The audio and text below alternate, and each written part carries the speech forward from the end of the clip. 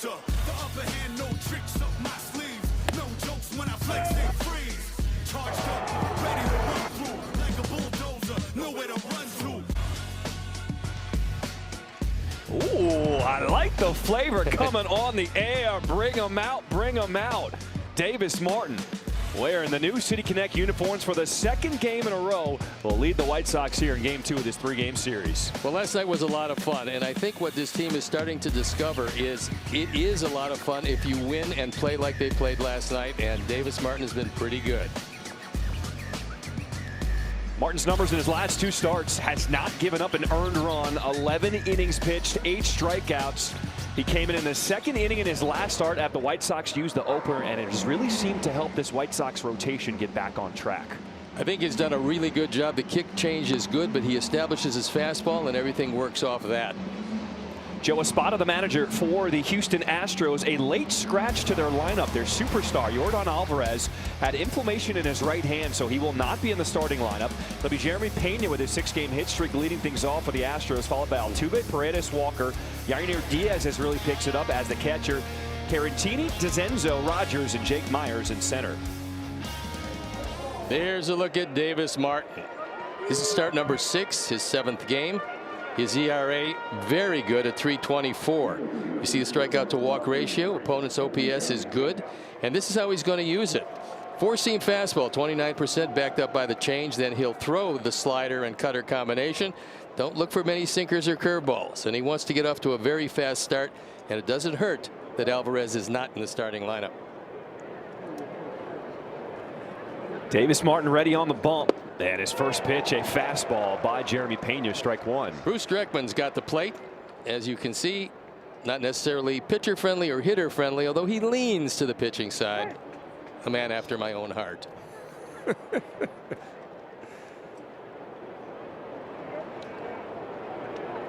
Jeremy Pena with his 6-game hit streak to start this game, leading things off. This one into left field, and that is now 7 games in a row with a hit for Pena. Let's look at the defense and how Will puts them out there behind Davis Martin. It's Andrew, Brooks, and Joshua in the outfield left to right, with Vargas, Meidroth, Sosa, and Vaughn in the infield. Matt Thaiss behind the plate today. And Brooks Baldwin in center field, his 5th position he is playing so far this season. That is 2nd most in Major League Baseball. He came in today, had only played 1 inning in center field, and now he has played all 3 outfield positions this season. Surprisingly, if you have the speed, center field is probably the easiest field to play because you can read the ball off the bat.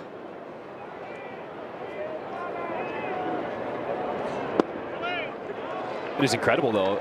Brooks Baldwin, who came up as a second baseman, has now shown his versatility as Luis Robert Jr. gets a chance to DH, get off his feet here today. In this day and age, if you're not going to be a superstar, you better play a lot of positions and bring a lot of gloves to the park. Grounded to the right side. Sosa starts it off, and Meidroth, no, safe at second.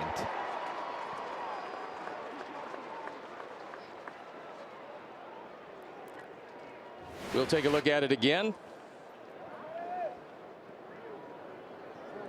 Reason is he's safe is he was straddling the bag when he caught the ball.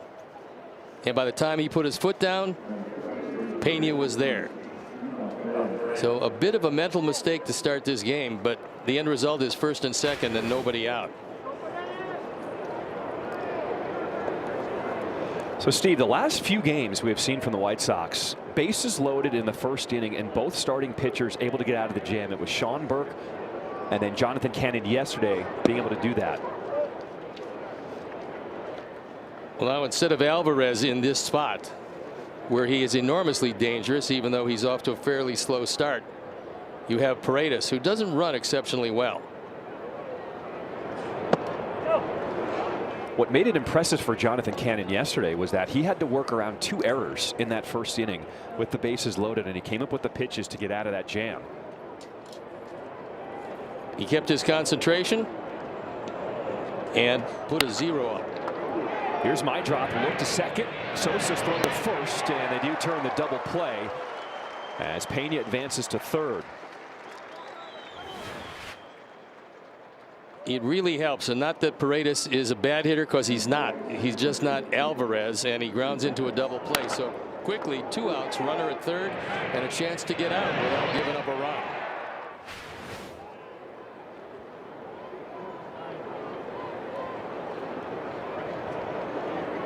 Batting in the cleanup spot is the first baseman Christian Walker.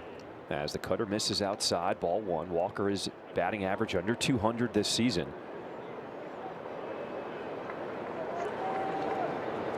This is a Houston lineup where the offense hasn't started to click just yet.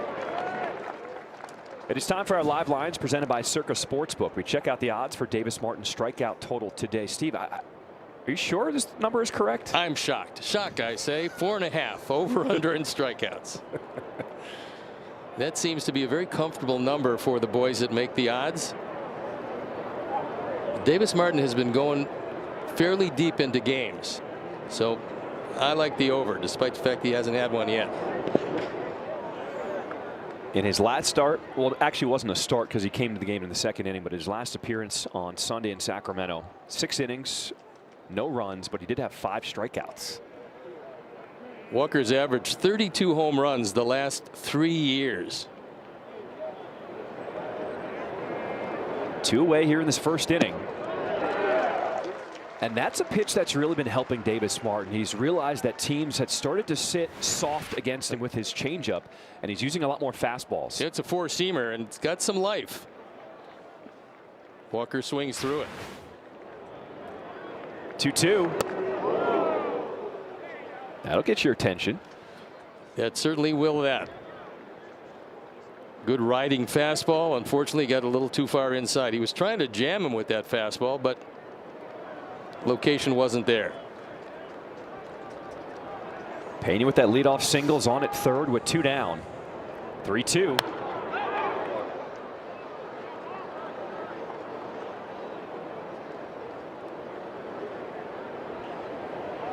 Astros elected to trade Tucker, who's a really good player. They brought in Walker knowing they were getting a 2-way player. I mean, 3 Gold Gloves in a row, as well as a lot of power.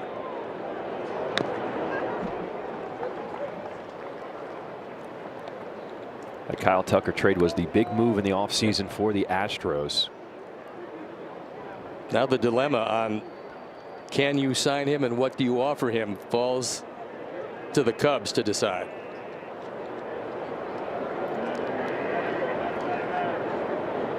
Three-two. Got him. Davis Martin strands the runner at third, and the White Sox bats will come to the plate.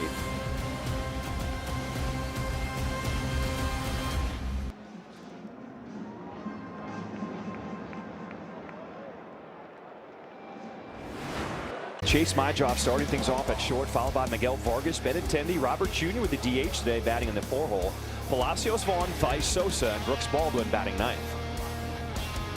We'll take a look at the starter, Hunter Brown. He's got overwhelming stuff on for his 7th start, 40 strikeouts in 37 innings. He's got an explosive cutter. He'll top out 97, 98 miles an hour, and that's how he's going to do it. His 4-seamer backed up by the sinker. He really likes that sinker to run into the right-handers. Then the change, then the knuckle curve, which can be devastating. Don't look for many cutters or sliders in the key matchups. Luis Robert, 5 for 9. Andrew Benintendi, 2 for 6, both with a home run. First pitch to Mydroff, the sinker. Finds low outside corner for strike 1.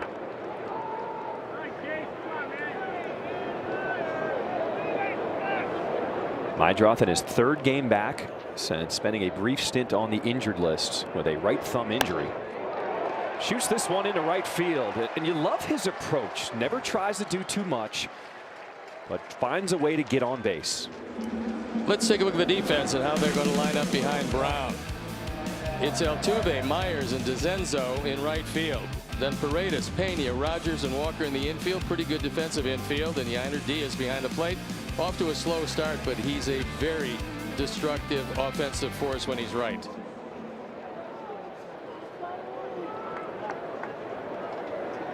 So Miguel Vargas batting in the 2-hole today. Had his career high 8-game hit streak snapped last night. He was 0 for 3 He did walk and score.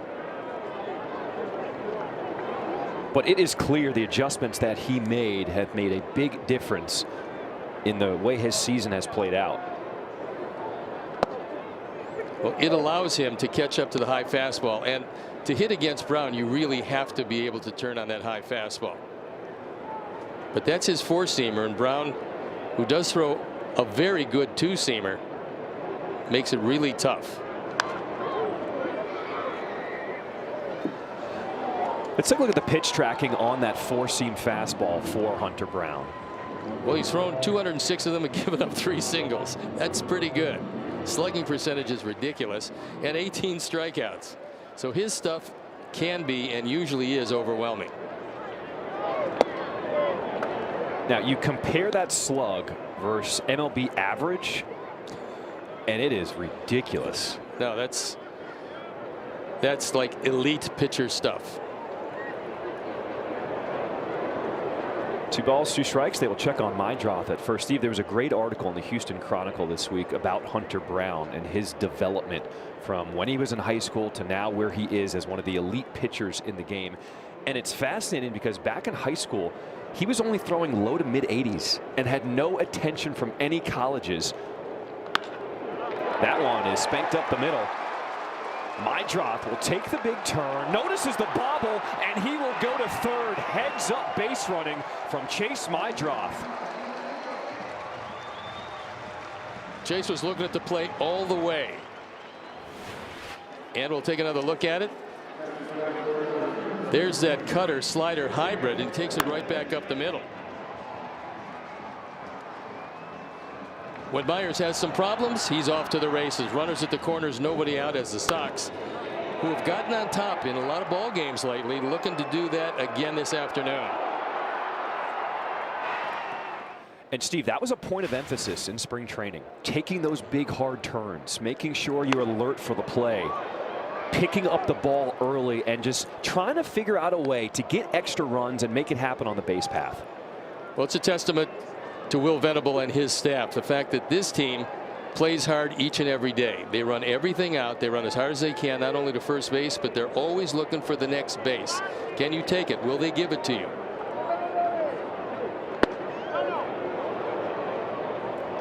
The staff did a deep dive in the offseason into all the analytics and how you could pick up some runs without having to rely on the long ball. And they realized a lot of runs you can score on the base paths if you are a little aggressive. 1-2 the count here to Andrew Benintendi. Joe Espada's played the infield back. He's looking for 2. He'll concede the run if he can get the ground ball.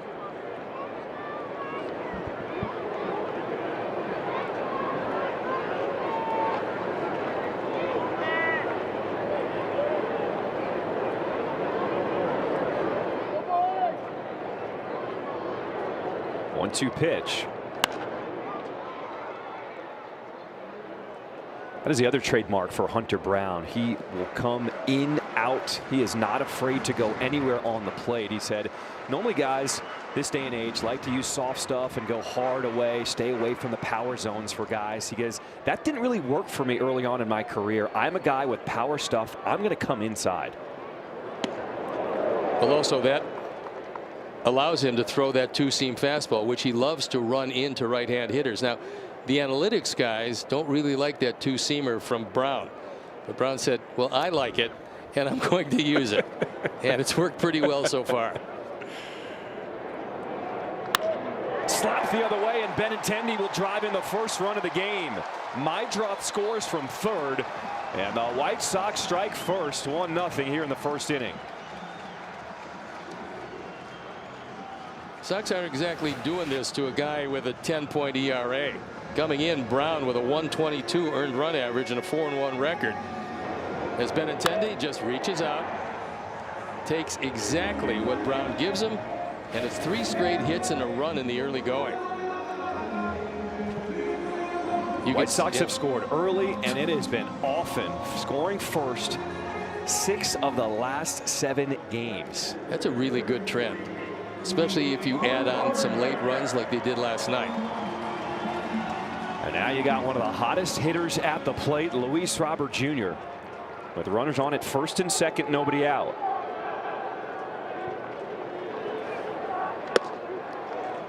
This is an elite matchup because last night Robert Jr. went deep. He took it to right center on a night where the ball just was not flying out of here. It was chilly. The wind was knocking a lot of fly balls down, but not that one.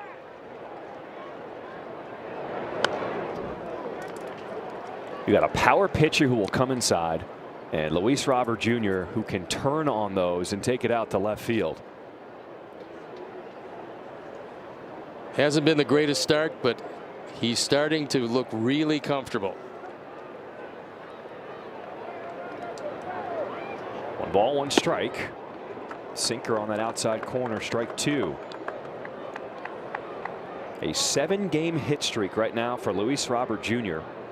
Started in the first game of that series in Sacramento.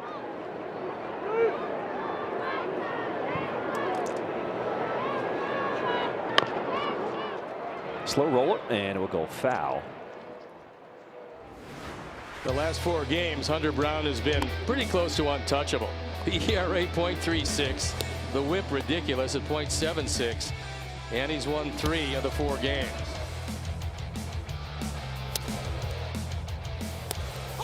Steve, the 26-year-old gave up just 1 run over those last 4 starts. He's been overwhelming, and that stuff combined with that cutter, which can be explosive, has made him really tough to deal with. Sinker by Robert Jr. There's out number 1.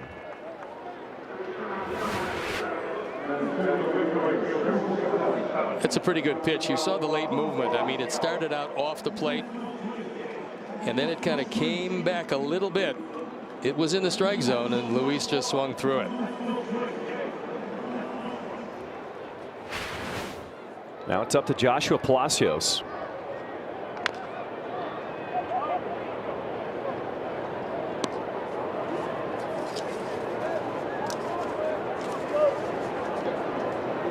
Not a great start, but he's proven to be very dependable, especially against some of the better right-hand pitchers.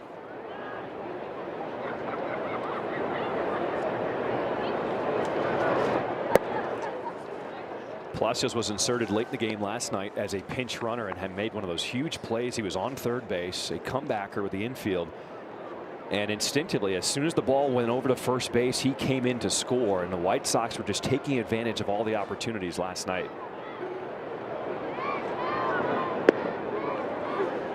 That knuckle curve, which he's broken out specifically for Palacios, is a really big breaking curveball.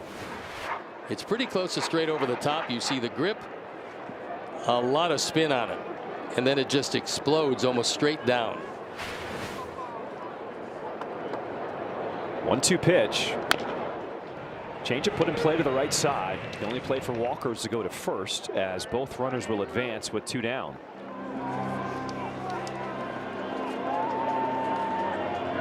This is a big at bat early in the ball game. You want to put a little daylight between the ball club and the Astros.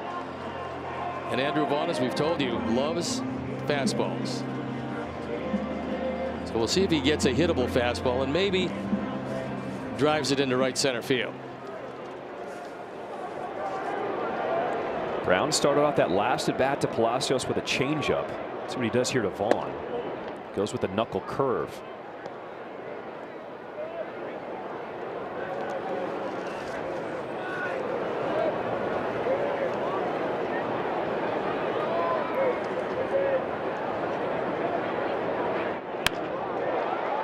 A flare into center field, and it's going to drop. 1 run scores. The play coming in will be cut off. Andrew Vaughn drives in 2, and the Sox take a 3-0 lead in the first. That's such a big base hit. You get that daylight that we were talking about. And Andrew Vaughn, who really enjoys velocity, doesn't get a whole lot of this, but doesn't have to. That's RBI 13 and 14 and a 3-run lead. They've roughed up a very good pitcher early in this one.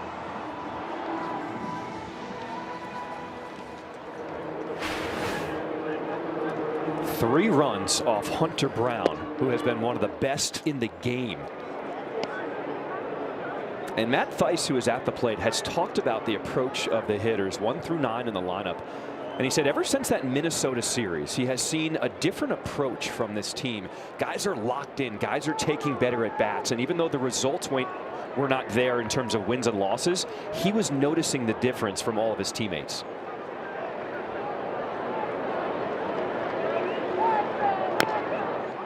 Well, one of the things the guys are realizing, and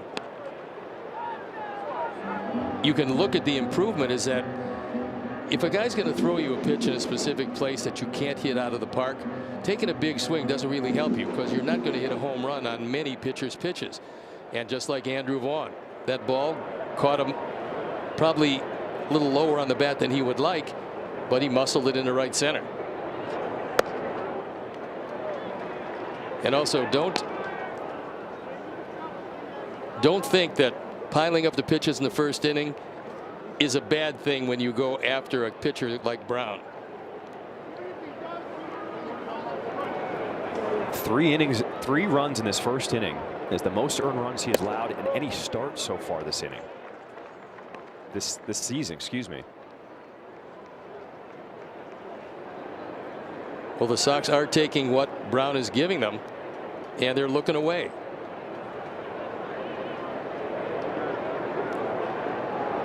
Two balls, 2 strikes to count, and a swing and a miss on that knuckle curve. White Sox score 3 in the first, and coming up, Jonathan Cannon was just spectacular last night. He will be on the mic with Brooke when we come back.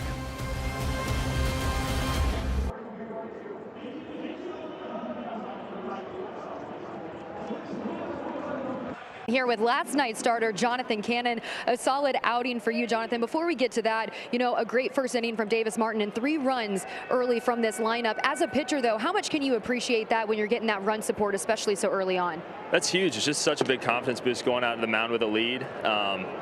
You know, to see the offense jump on him early is huge confidence, and really just Davis there kind of working around a little bit, moving it in and out. That changeup's so good. So looking forward to watching him pitch today. You know, we're good. We're good, guys. Don't worry. All right. Got to keep your head on a swivel down here. This is the risk you take when you do on camera by the dugout. But, you know, going back to what you had last night, a great outing. Like I said, you mentioned maybe the sweeper wasn't fully there, but how did you lean on the changeup in order to keep those batters off balance? Yeah, I mean, pitching is just working with what you have and not trying to force it. So just kind of first, second inning, realized it wasn't quite there. We're still going to have to use it and show it, but changeup was working good. Changeup's been working good for the last couple of weeks, so just kind of leaning on that. I thought the sinker command was really good compared to last week. So I mean that kept me out of trouble. Was able to get a lot of ground balls, a lot of weak contact. It was a good day. You know, when you're taking a look at this Astros lineup, yeah, you don't have, you know, Kyle Tucker or Alex Bregman, but you still have some tough outs. What's your mentality when you hit the mound when you're facing a lineup like this? Yeah, I mean, once again, just the biggest key is strike one. Get ahead of them, make them work. And so, I mean, that's really the key with any lineup is getting ahead, staying ahead, throwing strikes, and trying to get some weak contact and just go deep into the game. How about these unis here? You know, when you look good, you play good. You have to feel at home in this, being a former Georgia guy. Oh, 100%. The red and black is home for me. I love wearing the red and black, and so I think I love these jerseys. I've said it before. I think it's just the full embodiment of a City Connect, and just with the gear, the hats, the uniform, all the Easter eggs in it. It's just such a great uniform. They did such a good job with it. Okay, real quick. You told me the stash is staying, and I also noticed you're growing out the mullet, but you did have a mullet. Is it safe to say that you have the best hair game in the clubhouse? I think that's fair to say. I had to clean it up a little bit. It was getting a little bit out of control, but yeah, the stash is for sure staying. I think a mullet would look good on John and Steve, don't you think? I think so. I think they should give it a try. Guys, we got the approval from Jonathan Cannon down here. What do you think? Oh, Brooke, don't put that out there. Now Steve's going to have to go full mullet. I could grow into that probably by 2028. Steve said he can grow into that by 2028. He's got time. Thanks, Jonathan. Yep. Wait, how about Brooke not even flinching with that ball coming, splitting the two of them? Nicely done. This one turned on but pulled foul. So the single from Yainer Diaz to start the second inning, and the DH Victor Caratini. Victor's been pretty much a lifetime catcher, so if you can get him to hit the ball on the ground, It could be the second double play of the game. All right, Steve, can we take another look at this foul ball coming through with Brook interviewing Jonathan Cannon? Whoa! Yeah, that's a little scary down there. Brook, you held your composure. Got to hand it to you. In the moment, I was going to say, I was just a little unaware, but I'll take the compliment, showing off my athleticism there. But watching it back, I'm kind of proud of myself. Guys. You got to keep your head on a swivel down here. We might have to get you a spotter, though. Got my hands up. Give you a little heads up next time. Thanks, guys.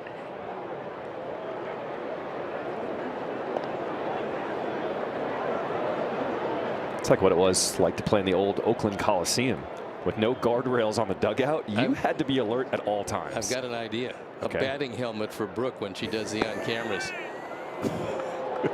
I think she'd look terrific in that.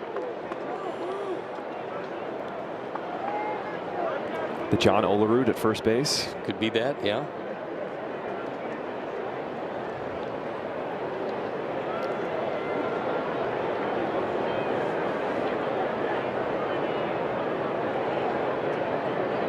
Payoff pitch from Martin. Lifted in the air. Long run by Vargas, but into the second row. How about the night for Jonathan Cannon last night? He battled because he didn't have great stuff, and he did give up 9 hits in 6 innings. But with no walks, he was able to pitch around a lot of them. He said the sinker change combination was very good. Only 2 earned runs with 5 strikeouts. Nice job. Popped up. Mydroff calling for it. And there is out number 1 here in the second inning.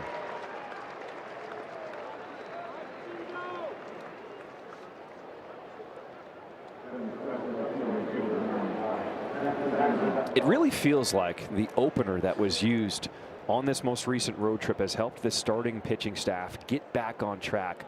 They use it in order to get around those first big bats in the early part of the lineup and help the starters go a little deeper into ball games. And when they had that feel, it feels like their confidence has come back. Fly ball to center field, and Baldwin will make the grab for out number 2. This half inning is brought to you by Toyota.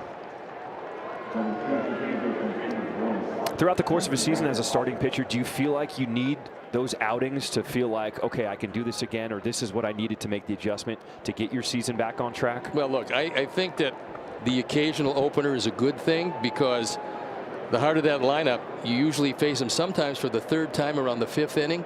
Well, you're not going to face the heart of the lineup. If they use an opener, maybe 1 inning, perhaps 2 on occasion.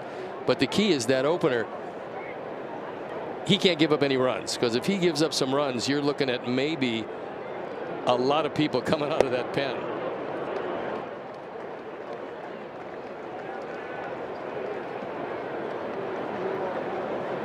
The 8-hole hitter, Brendan Rodgers. Batting average just under 225 this season. Davis worked around first and second, nobody out in the 1st inning. You certainly don't want to make that a habit, and he's 1 out away from getting out of the 2nd. Good slider there. Davis Martin, the Texas native from Abilene, Texas, went to Texas Tech, but first time ever in his career facing the Houston Astros. The Astros are still a solid team, but without Tucker and Bregman, when they were a fearsome team, they're not quite as fearsome these days. 2-2.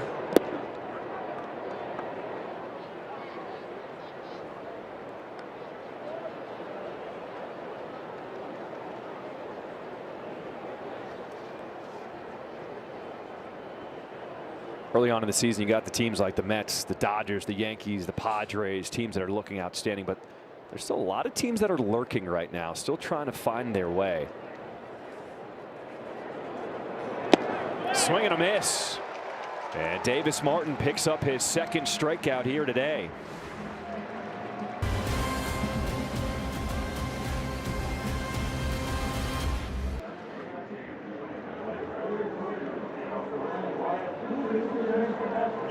The second. It's time for a little scoop from the clubhouse. They believe in each other and they expect to win. That's how Will Venable describes this team and what he's seen from them since the A series. He said, listen, it was tough with that walk-off loss in that last series, but it energized this team. This is a team that believes that they can win and they can fight for each other. It's something he noticed all the way back in spring training. They were intentional about the type of guys they brought in, and right away he said you could feel the connection. He went on to say, you know, listen, this game throws a lot at you, and if you don't have the right mix, it can be tough. So for him, this is a great starting point as they work to build a winning culture, you guys. I think that's exactly it, because you're not going to have huge power, and you're going to have 9 guys all pulling in the same direction to be able to manufacture runs on a given day or night.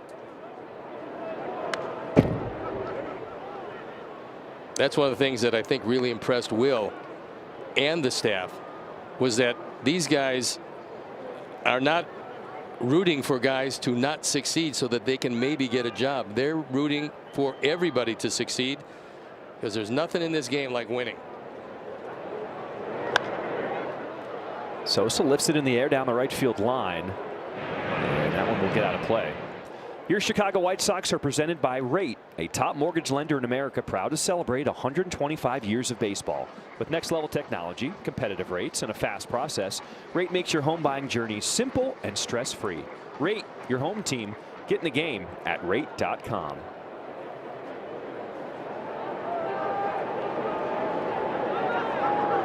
Oh-2 pitch here from Brown.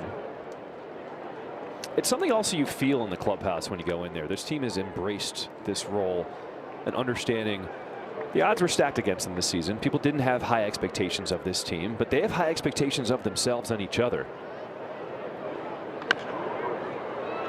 That is a fair ball. Paredes with the long throw, and safe at first is Sosa. I think they're going to take a look at that.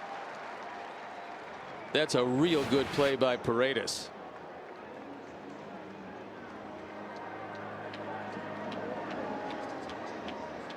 I think Houston's going to take a look at this, because I think it was in the glove before the foot, but we'll see. Maybe it'll be a situation where they can't get a really definitive angle. It feels like once again whatever was called on the field is probably going to stand. Yeah, this is a really good play by Paredes, and he got it over there. I mean, he's got a very good arm. He got it over there as quickly as he could.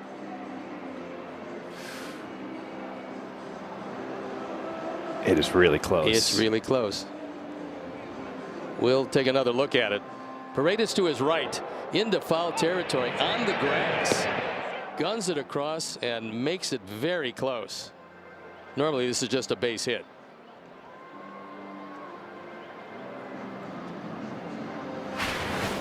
That angle looks like the foot got there before the ball. The other angle looked like the ball got there before the foot. After review, the call in the field is overturned. The runner is out. Houston will retain their challenge.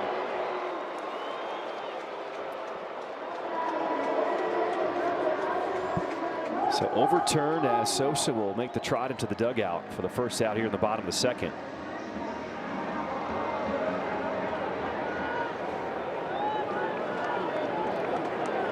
Bottom of the order for the Sox is Brooks Baldwin, getting his first start in center field. Brooks can turn on some velocity also.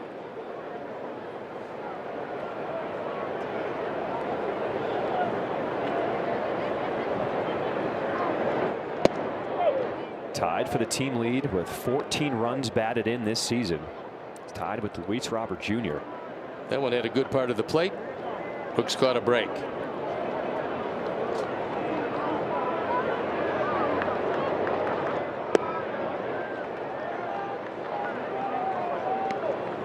You can tell by the body language of the starter, Hunter Brown.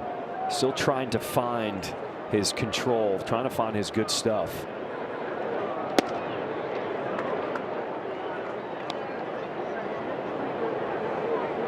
Taking a little extra time between pitches, walking around the mound a little bit.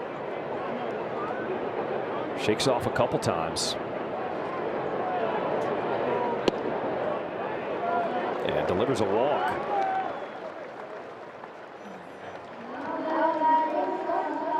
When you get roughed up for 3 innings in the first, you start to potentially overthink.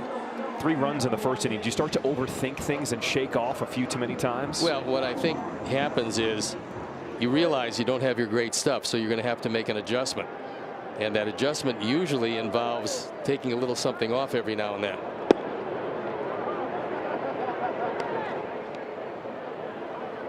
Looked like the Sox started this game looking for straight velocity, and more times than not in that first inning they got it.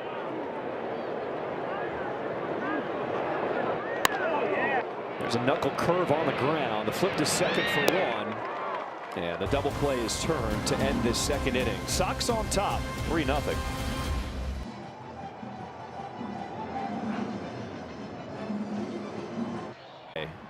Selfie time.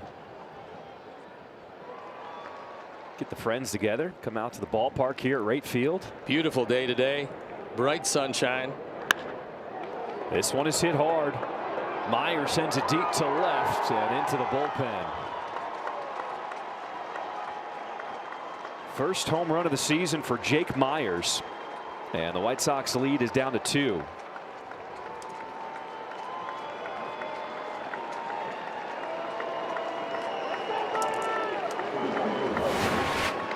We'll take another look. This looks like the cutter or slider.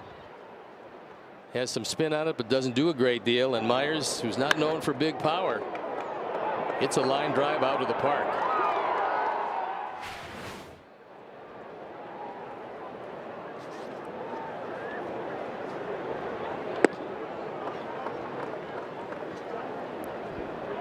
So time to regroup for Davis Martin on the mound, giving up his first run here in this ball game.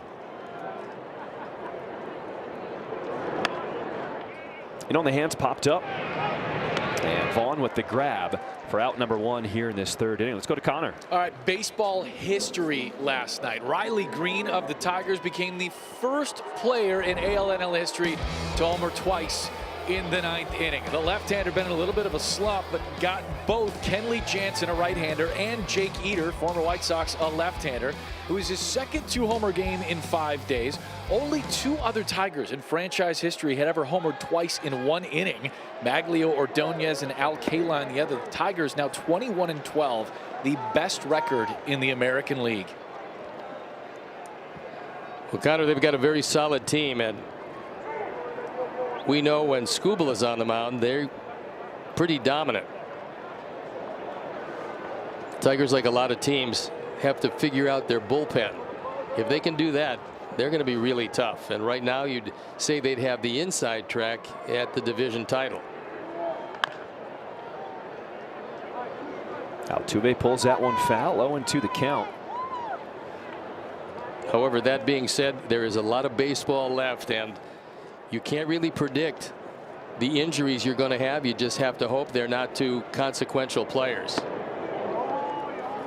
I mean, think about some of the major injuries we saw in Major League Baseball just last night alone.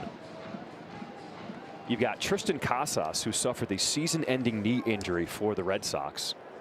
Jose Ramirez had a sprained ankle. He left the game as Altuve will single up into center field.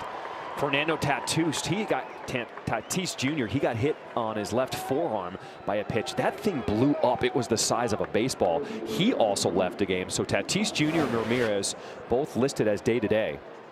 Here's a change, and Altuve stays right with it.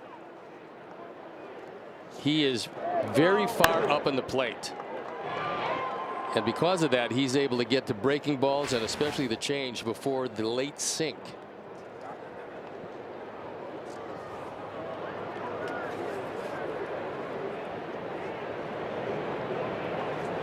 Altuve not running great these days, just 3 out of 6 in stolen bases.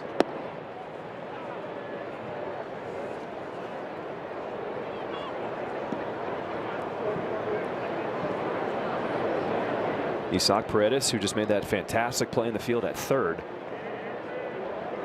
0 for 1 today, grounding into a double play.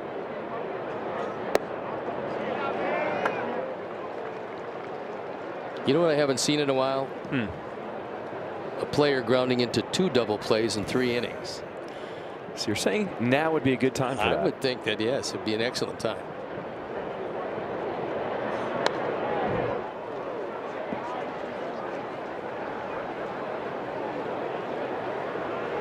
They brought in Paredes because there was a hole at third base and a big hole with Bregman leaving. He went to Boston for just $40 million a year for 3 years. Houston was certainly not going to pay him. Yet he's really helped make Boston a much better team. And he is a real solid player.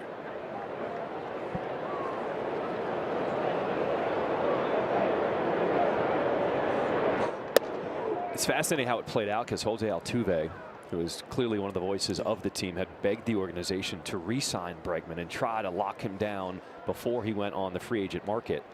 Because you knew once he hit free agency, there were going to be a lot of suitors for him. Off the end of the bat and just by Sosa into center field. Altuve takes the turn. He will go first to third as a throw not in time.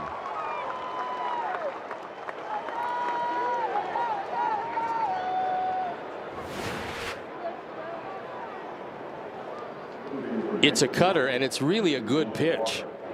This is just a good piece of hitting by Paredes, who stayed right with it, took it up the middle, and then Altuve, who read it all the way. That was a very good read by Altuve. Otherwise, he doesn't get to third base. And you can see the front side doesn't pull out. He does have his head down, and it's runners at the corners.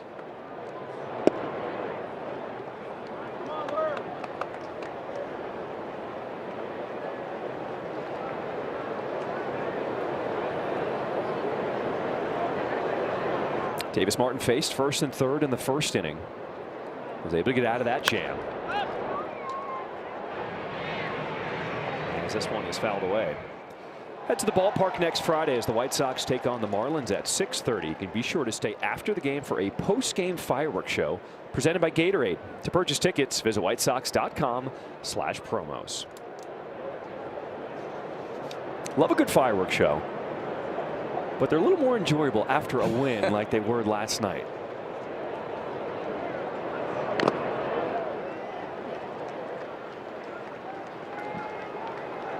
There's a whole lot of folks here to enjoy that.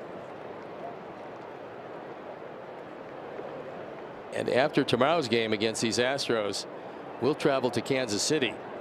When we come back here again, it's another All Access Friday. I enjoy Friday Night All Access. We had Chris Getz in the booth breaking down everything going on within the organization. Jason Bourgeois, the first base coach, he was mic'd up, so you get to hear the interactions with him among the players and the umpires. 1-2. What I particularly like about it, and it's not only on the Fridays, the All Access Fridays, but as the viewer, you're getting access that we never got before. And with the new station and a new administration, we're able to talk to players when they come off the field, which is a unique aspect to our broadcast. Being able to talk to the starting pitcher as soon as they come out of the game and having Brooke with them on the mic outside of the clubhouse when everything is still fresh, when all the sequencing is still in their mind, that is really one of the best parts of Friday Night All Access. Tapper to third. Vargas charging, will go to second, over to first. Double play. And Davis Martin once again gets out of the first and third jam. 2 double plays in 3 innings. Nice turn by Sosa, and no chance for Walker to beat the throw.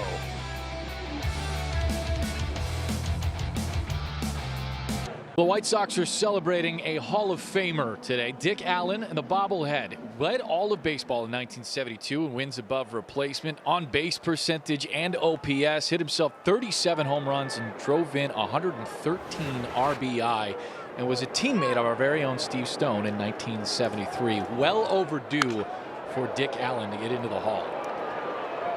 Well said, Connor. And the bobblehead here today, this is the Dick Allen bobblehead that all the fans in attendance get a chance to receive here today. And it's so cool because it is the iconic picture on that cover of Sports Illustrated 1972 of him juggling the baseball. And then there's a great story about that. The photographer from Sports Illustrated who was sent here to Chicago to take that picture said it was never supposed to be a cover shot. It was never even supposed to be a major feature about Dick Allen, but the photographer was just kind of hanging around the stadium and saw Dick Allen with a cigarette hanging out of his mouth, juggling baseballs, and thought, oh my goodness, this could be something special. Took off the long lens, put on a short lens on the camera, and just started snapping pictures and realized that Dick Allen juggling the baseballs was basically a metaphor for his life. He had been bounced around by the game. The game had been juggling him around. He had faced racism at a lot of stops that he had been with the Phillies organization. But he was finally home here in Chicago with the White Sox, having that incredible season in 1972. Well, I believe he was one of the most misunderstood people in the history of this game, because there's a lot of people thought he was surly, he was this, he was that. The fact was, being a teammate of his, and you really know your teammates because you're there for a full season through the highs and the lows and everything else. He was a wonderful guy. And to me, he was outstanding, played some pranks on me, did some things that were really interesting, but just a unique individual. Well hit to center field, and tracking it down at the warning track is Myers.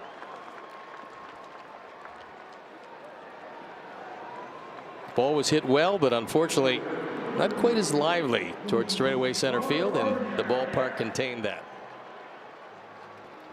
There's so many layers to the Dick Allen story that stand out beyond all the numbers and the accomplishments over the course of his career. I mean, going back to the minor league system, this was a guy who integrated Arkansas. You think about 1963, he was in the Philadelphia Phillies organization, and the AAA team had moved to Little Rock, Arkansas. Now, just 6 years before, 1963, when that team moved there, that was when the governor of the state called in the National Guard to stop integration of the high school system. So there was a lot of racial tensions in Little Rock, Arkansas, when Dick Allen became the first black player to play there professionally. So much so that other baseball organizations, when they found out that the AAA team moved there, were afraid for their back players to even go there and play minor league games. That Ford C. Frick, who was the commissioner of baseball at the time, had to assure other organizations that they would do everything in their possibility to make sure that those players were safe and would get equal treatment.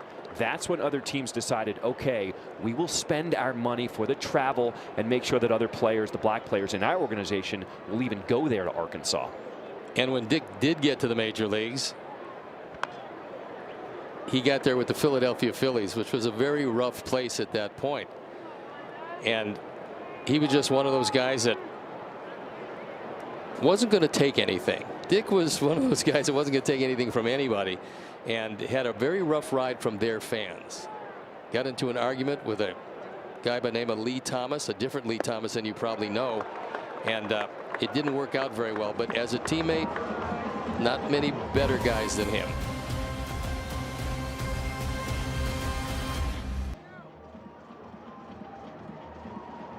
Half inning is brought to you by the Illinois Lottery. White Sox scoring 3 runs in the first inning.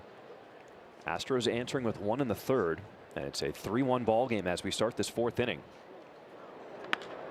Back up the middle. So Yainer Diaz continues his hot streak at the plate. 2 hits here today. Now a message from Sun Cruiser. Let the good times cruise at the Crosstown Classic with Sun Cruiser and CHSN, May 16th to the 18th. CHSN is rolling into Wrigleyville, so don't miss your chance to win free prizes and enjoy ice-cold Sun Cruisers. Follow Sun Cruiser and CHSN now to find out where we'll be before first pitch. That's 5 hits for Diaz, and we're not too deep in this game. Just the top of the 4th inning. He had 3, was a triple away from the cycle in last night's game, and 2 hits in the early going.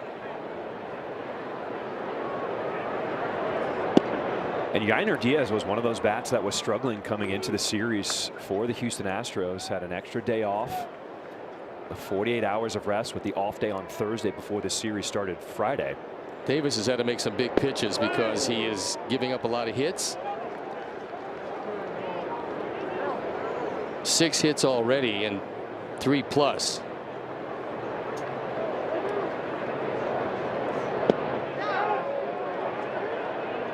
Did go around. So there is strike 3, another punch out for Davis Martin.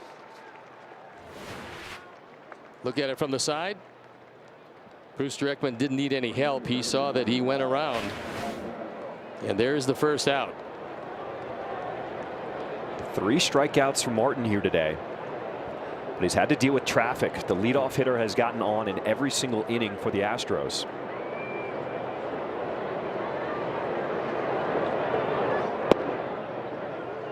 Just by looking at Hunter Brown in the last inning, you can realize that his stuff is starting to come to him. So Davis has got to be really sharp and pretty much hold him right there.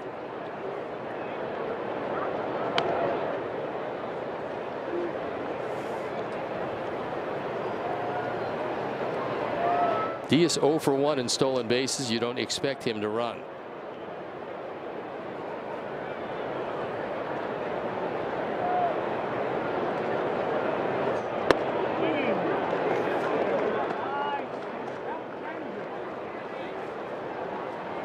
One ball, 1 strike to count to Zach DeZenzo, the right fielder. As Davis Martin is up over 60 pitches here in this 4th inning. Take advantage of one of our best offers this season. You get 1 ticket and 2 beers to select games starting at $19 with Miller Lite Baseball and Brews. Now you must be 21 and over with a valid ID. To purchase tickets, visit whitesox.com/brews.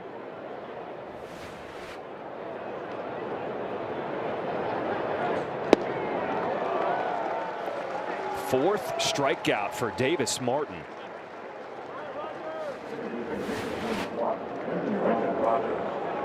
Take a look at the break on that. It starts out a strike. The off-center grip, the spin, perfect pitch. Looks like a strike until the last instant and then moves away about 3 or 4 inches. This one hit hard into left field. So there's 2 on with 2 outs in this 4th inning after the single by Brendan Rodgers. This is a change. And Rodgers, who fanned the first time up, takes it into left field. Last night Rodgers had a base hit.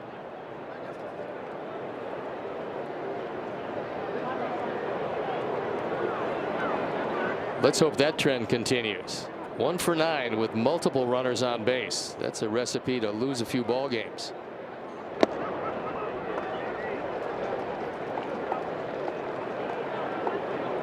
The next step in the progression for Davis Martin in his 3rd season here in the big leagues, it's not so much the stuff, it's the recognition of what his stuff is doing and how hitters are reacting to it at the plate.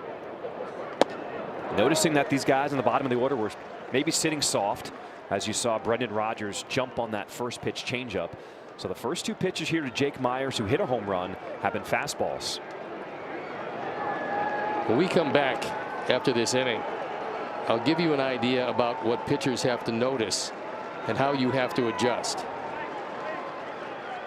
0-2.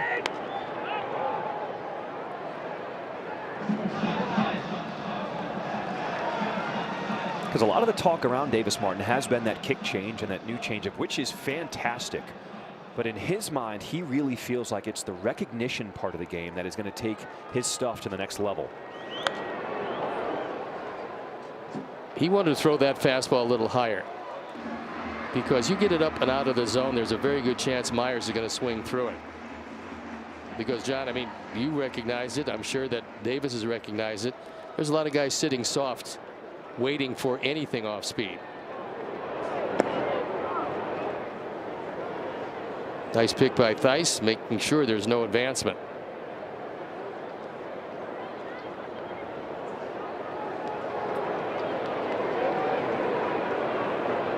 Two on with 2 out. Pickoff play at second, close, but back in safely is Diaz. That'll shorten up some leads.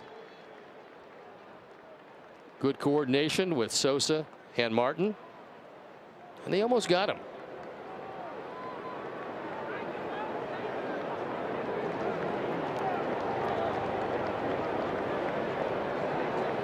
One, 2. You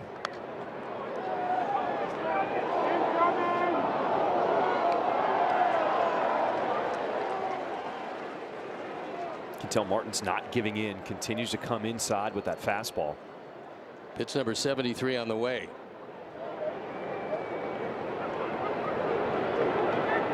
There's the pitch. And the slider misses down. Ball 2.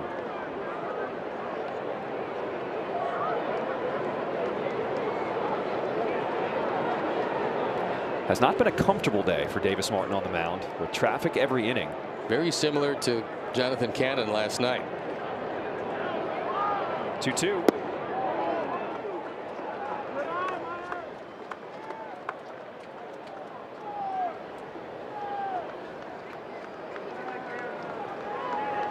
The runners will be off with this pitch. And it's fouled away. Was a good change, and Myers was able to just get a piece. A lengthy at bat here, the 9-hole hitter Jake Myers. You see the grip and the late movement. He hits just the very top of the baseball. Pitch number 10. This one is lined into right center field, and it's going to get down. It's going to be trouble for the Sox. Both runners who are off with the pitch, they will now score.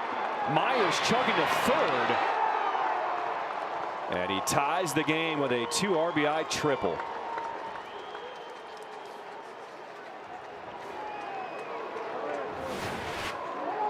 We'll take another look, and this one stays too much in the middle of the plate, and Myers, who had homered last inning, triples here. He's now driven in the 3 runs, and he's halfway to the cycle. Probably the 2 most difficult parts, the home run and the triple. Myers with good speed, and you can't play center field without good speed. He's able to run this into 3 bases.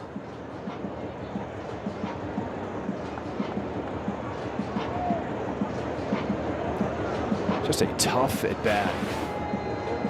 Looked like Davis Martin was in control most of the way, and then all of those quality pitches were getting fouled away until Myers, his first triple of the season.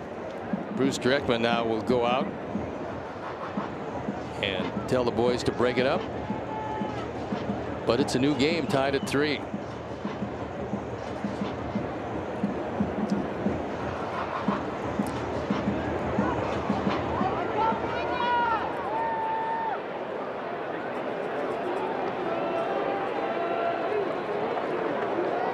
If you're Martin on the mound, what do you have to think to yourself when all of those breaking balls were fouled away, weren't able to put guys away? What do you now make as an adjustment?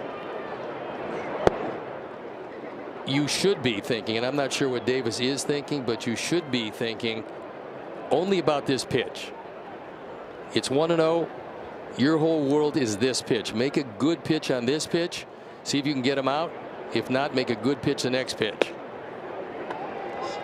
Matt Thaiss able to steal a strike there. That was just off the plate.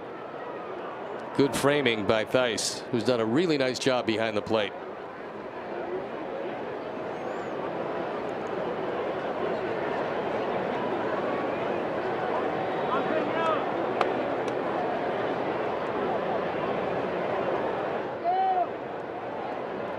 Top of the order, Jeremy Pena. Lines this one to center. And that'll put an end to this top of the 4th inning. But the Astros score 2 and tie the game at 3 apiece.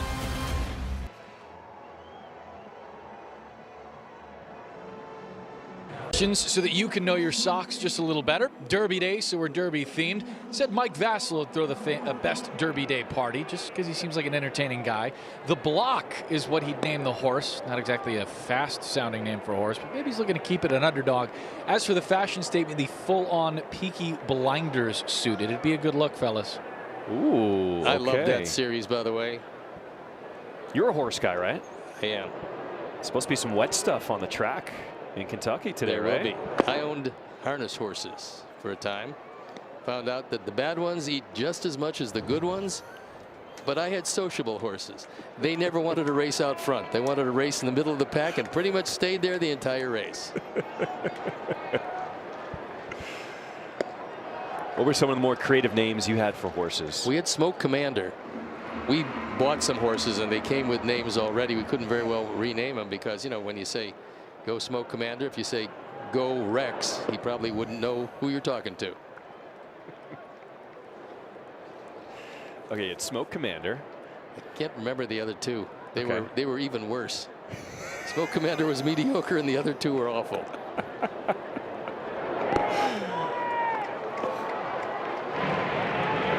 Download Download the Chicago Sports Network app so you can stream live White Sox games all year long and stay up to date on all your favorite Chicago sports teams. Download the CHSN app and stream today.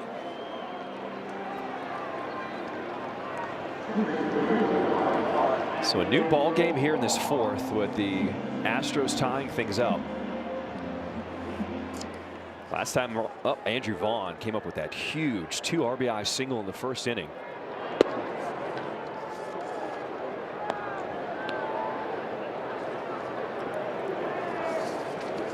Sox would love to come right back and at the very least take the lead.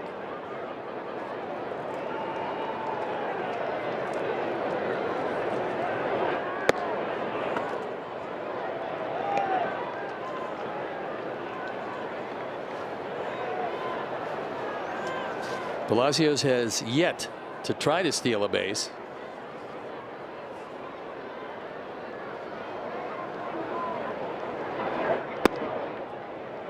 We do know he has good speed, though. Back when he was in junior college, he was a catcher, and he was so fast that he was approaching the stolen base record at his school.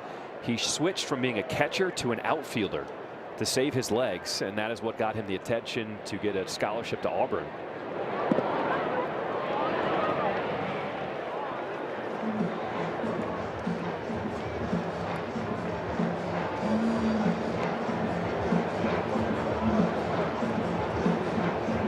There's something clean about that look. The red and the black with those shades on during the daytime. Very different than the nighttime look we had last night. They seem to glow under the lights. 3-1 pitch. Popped up right side. Walker in foul territory. And there's out number 1 in this bottom of the first inning.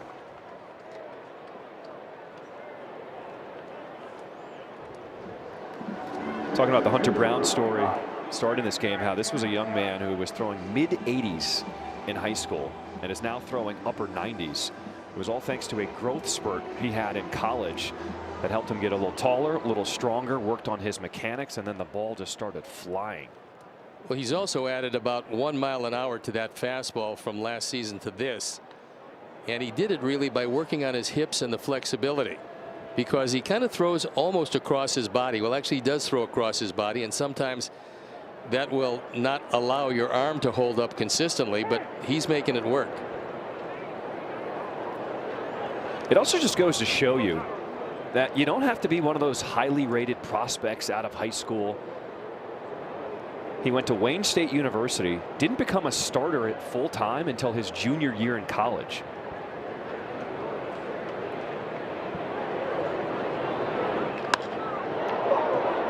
Theis gets underneath. This one is center field. And there's out number 2.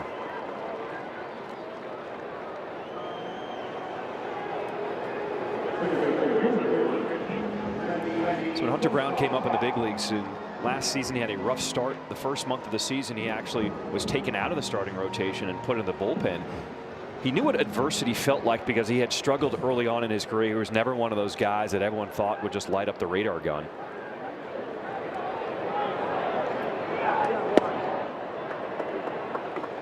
And he realized it was that sinker, that 2-seam fastball that he found and brought back into his arsenal, something he threw in college, that really got his season back on track. And after that first month last season, he has been one of the best pitchers in baseball since.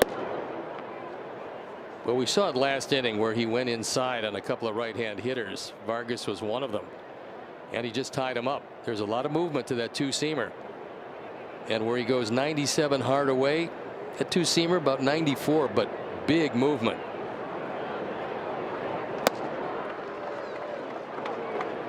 And then good luck trying to catch up upstairs on that 4-seam.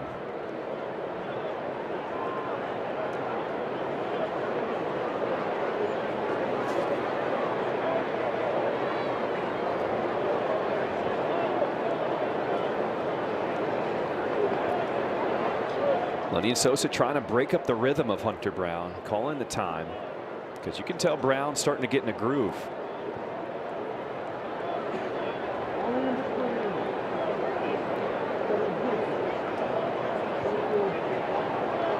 One, two. Got him swinging out of the zone upstairs. Time now for some American Sail fun at home.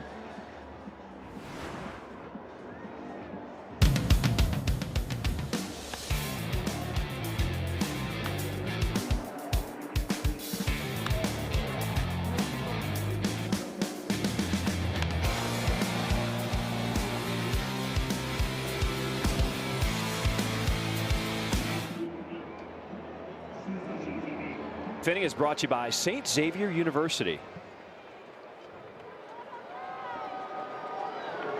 Okay. I like the big chain. It's a good look. Davis has got to regroup and put together a big inning. He's given up a whole lot of hits. It's a tie game because he hasn't walked anybody yet, but he's starting out with the good part of this order. Also take a look at the pitch count. He is up over 80 pitches now. And the bullpen is starting to work.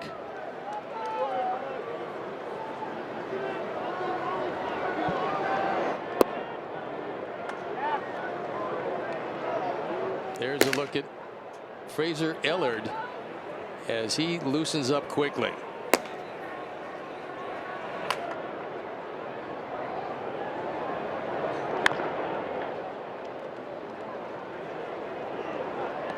Jose Altuve is 1 for 2 today.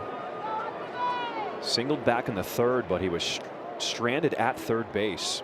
And Davis Martin did a nice job with runners on at first and third to get that double play ball. And he fans him here. Another quality pitch by Davis Martin. That's a really good pitch to get a tough hitter. You see the movement on that one. This is a slider that just explodes, and Altuve, who committed his swing, couldn't check it up. And that is now back-to-back games for Davis Martin with 5 strikeouts. For those of you who track these kind of things, the over just hit. The over hit. If you took my advice early in the game, you could go to the window before the Derby.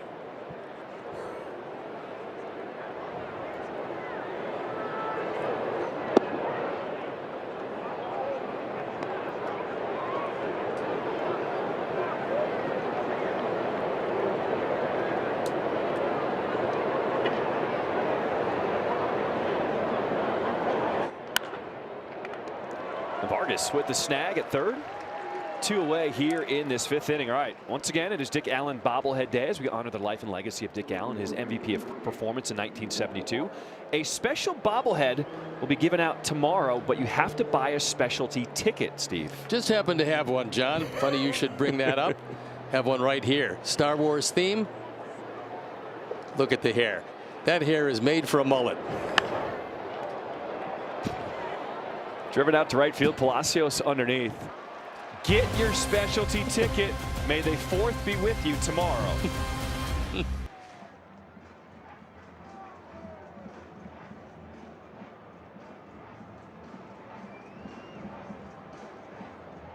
But you know, he's showing that playing center today, but it's in his blood. His dad Chuck was the same way when he played at baseball at Clemson and in the pros. Gritty, adaptable, and team first. You know, that mentality came from legendary North Carolina coach Linwood Hedgepeth, who recently passed away, and it's something Chuck instilled in Brooks. You know, Brooks told me the biggest lesson he's learned from his dad was to trust his routine. Don't worry about what works for others, just believe in your own process. And sometimes it's easier said than done. Steve, you've been there. At this level, how tough is it just to block out that noise and stick to what works for you, especially as a young player in this league?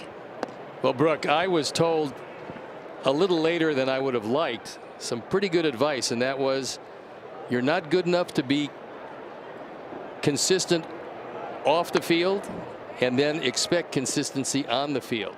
So get a pattern both in your personal life and in your baseball life. Get a pattern. You're soon going to believe in it, and then you can establish the fact and excel at it. And it's something that a lot of young players don't really understand, but they will understand it as they move along. You think about Dick Allen, I mean, that is what also made him so unique. The way he prepared for games, the way he got ready. He did things like no other player at the time. When he was in 1972, there was some great stories about just how he would prepare himself in spring training. got there at 6 a.m. to have batting practice because he didn't want to be distracted by anybody else. He had about the fastest hands I've ever seen because he was swinging a 40-ounce bat. Swing and a miss, the first out here in this bottom of the 5th inning.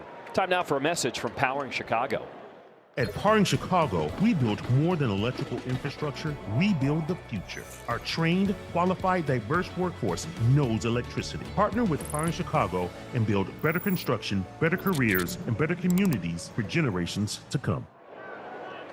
What also made Dick Allen unique is that when he would take those batting practice sessions, he wanted to simulate as real of a game situation as possible. So instead of taking batting practice from a pitcher who was standing 40 feet away, he said, I want you to be like you're on the mound 60 feet 6 inches away so I can get the normal sight of the baseball.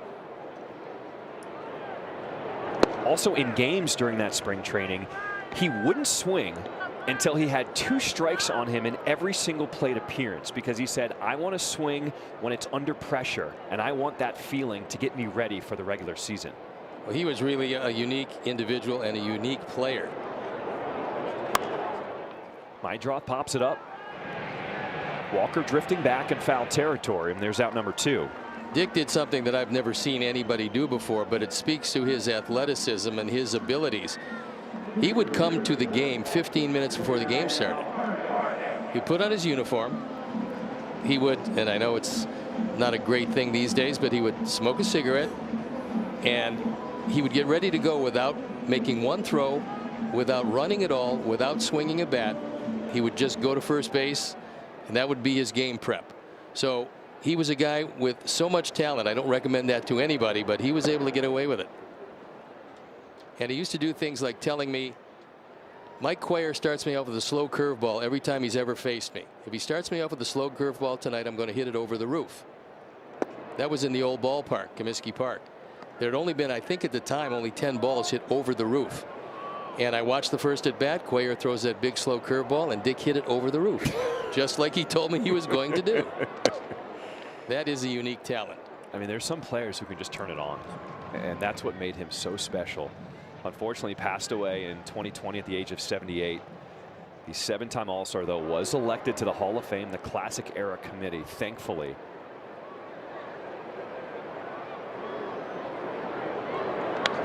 The saddest part for me about that is I would have loved to have seen him enshrined in the hall while he was still with us. Sure.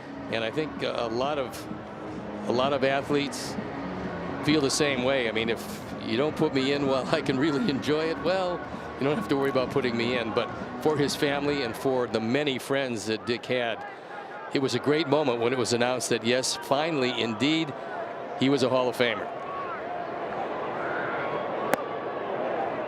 I mean, think of what he did for the franchise, not just the numbers that he put up, but he talked a lot in 1972 how there was talk of relocation of the White Sox. He said people were thinking that the team was going to move to Phoenix, but they had that spectacular year in 1972, got fans back to the ballpark, and the team stayed in Chicago. And there's ball 4 to Miguel Vargas. That was a good patient walk and a chance perhaps to unbreak this game, because you got Benintendi coming up who's swinging it pretty well. There's not a whole lot of guys who have great swings against Brown, but Andrew is one of those guys. And I think with that in mind, Diaz is going out there to have a talk with him. He knows how dangerous Benintendi can be and has been in his life against Brown. White Sox touched up the Houston starter in the first inning, scoring 3 runs. He had to throw 29 pitches. He threw 37 pitches over the next 3 innings. And now once again the White Sox trying to make something happen here in this 5th inning.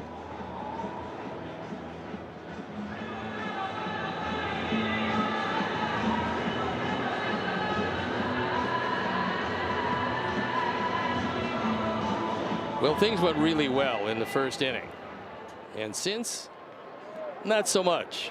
The last hit was Andrew Vaughn driving in a pair in that first inning. This will be pitch number 80 for Hunter Brown.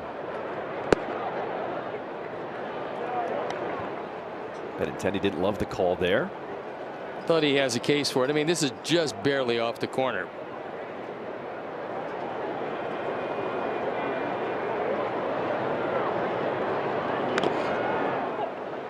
That was the hittable pitch. You got a cutter right down the middle, and when you're swinging it real well, you really jump on this.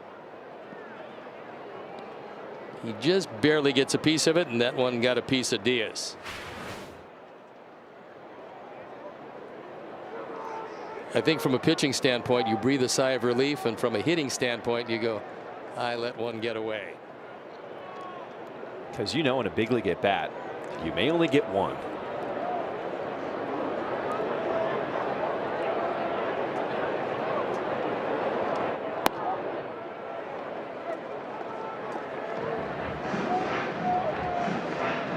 Vargas made a fake move at first base.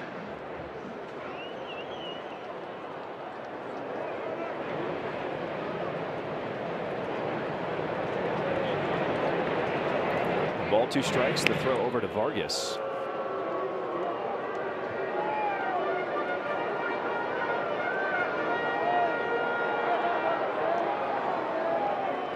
Benintendi 1 for 2 today with an RBI single in the first. Drove in the first run of the ball game. And strike 3 called on an inside corner. Honoring one of the greats in the 125-year history of the Chicago White Sox, Dick Allen.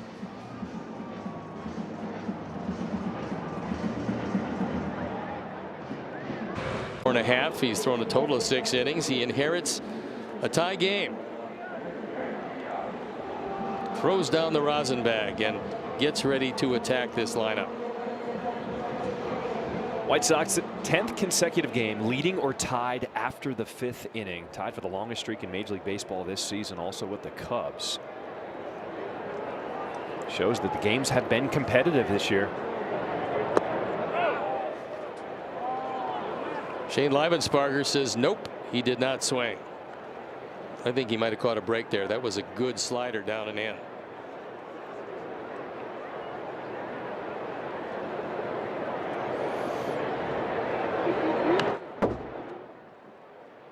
Well, this is the hottest bat in the lineup for the Houston Astros right now. Yainer Diaz, 2 for 2 today. Came into the game with 20 hits on the season, 9 of them coming in his last 7 games. 3 last night, triple shy of the cycle.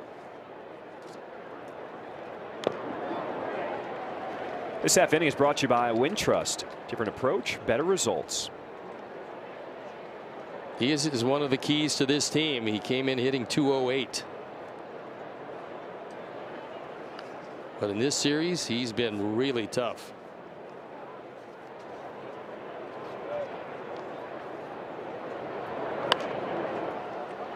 And if you're just joining us, the other big bat in the lineup for the Houston Astros, Yordan Alvarez, who has also been struggling. He was a late scratch before the game today. He's dealing with inflammation in his right hand.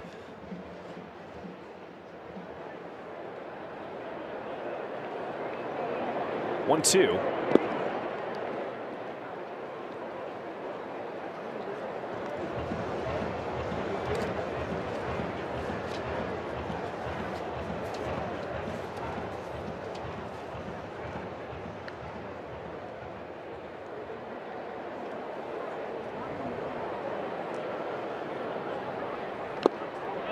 Nice changeup from Frazier Eller. Gets the strikeout to start the 6th. Good way to start it off. Retiring a red hot hitter in Diaz. Great movement on that one.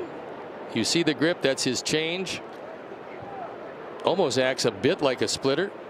He catches a piece of the baseball, but right into Theis's glove.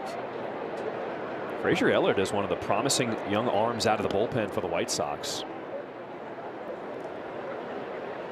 Appeared in 25 games last season, made his first career opening day roster this year, went on the injured list but came back a few days ago. And the one thing that every team will tell you, you can never have too many left-handers in your bullpen.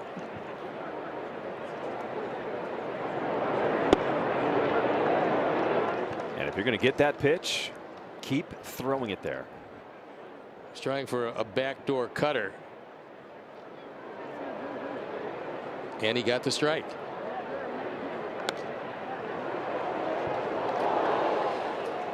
Follow our Sox on the Chicago Sports Network, presented by Nationwide agent Jeff Vukovich. Get to enjoy knowing the Vuk as much as you do the jingle at jeffvuk.com, because Nationwide is on your side.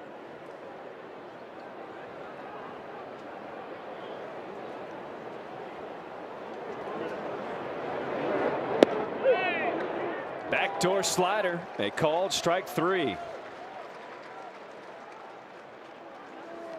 He got it early in the count. He got it late in the count. And so for Caratini, have a seat.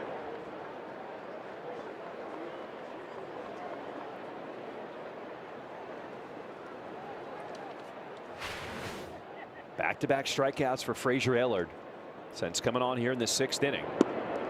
Give you an idea about the way this Houston team is constructed. 8 right-hand hitters and a switch hitter, and Bruce Dreckman, as you can see, he's not all that pitcher friendly, but he leans that way. Maybe that lean extends to the outside corner to right-hand hitters. Just like players, scouting reports for umpires are pretty accurate too. 1-1.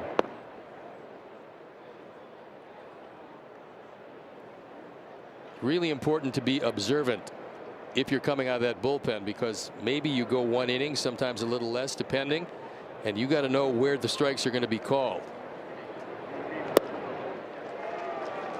Frazier Ellard is a strike away from striking out the side here in this 6th inning.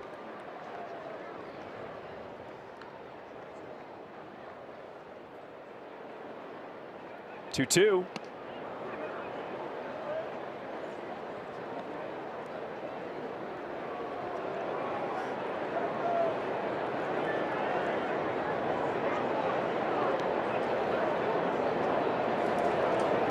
The payoff pitch. Fastball down the middle is fouled away by DeZenzo.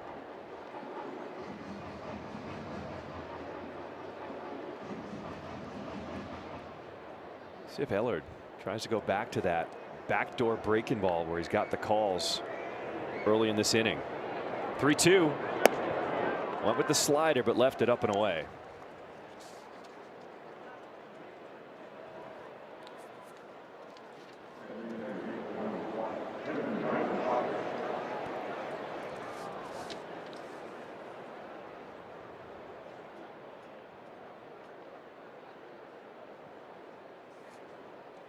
Eight-hole hitter Brendan Rodgers is 1 for 2.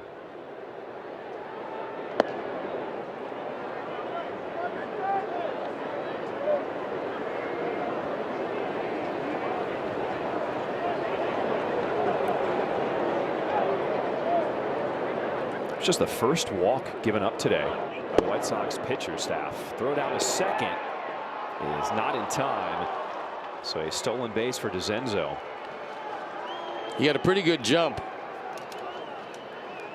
and Theis made it pretty close at second base.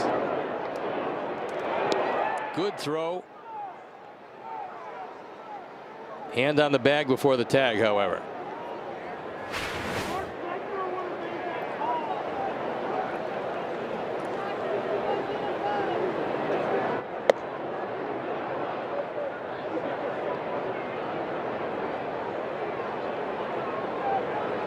After striking out the first 2 hitters in the 6th inning, the ball has started to sail a little bit here on Frazier Ellard.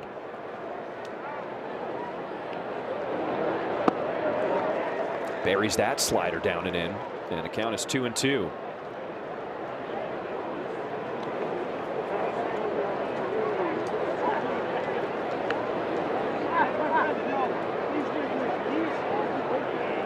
Ellard looking for his 3rd strikeout to finish off this top half of the 6th inning. 2-2.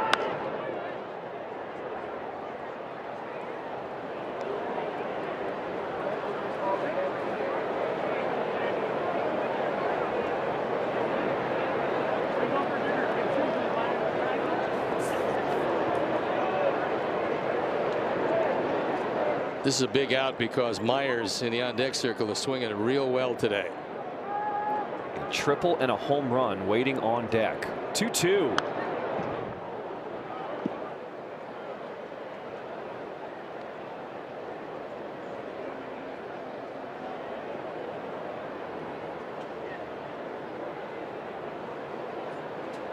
bottom two in the order have provided some tough at bats for the Astros so far today. And 3 for 4 combined.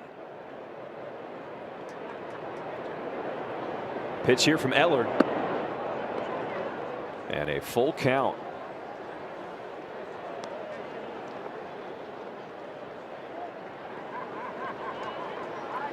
A ton of pitches here in the 6th inning. This will be number 25.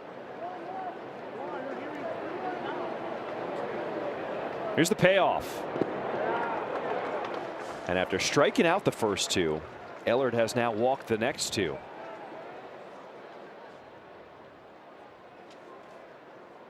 And that's going to be it for Ellard. He's going to depart. 2 on, 2 out, and the game tied.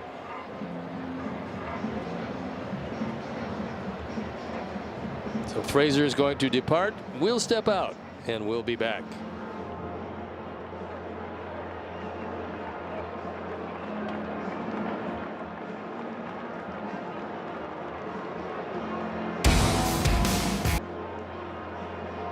White Sox bats got him going early. Andrew Benintendi with an RBI single. White Sox had a 1-0 lead.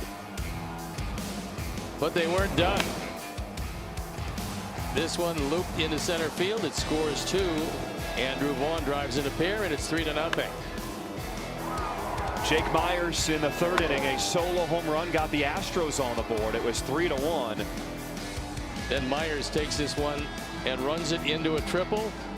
That tied the game, but he was stranded at 3rd. And here he is in the biggest spot in the ball game to face Penn Murphy, who comes on for the 15th time. ERA just below 8. He inherits runners at 1st and 2nd.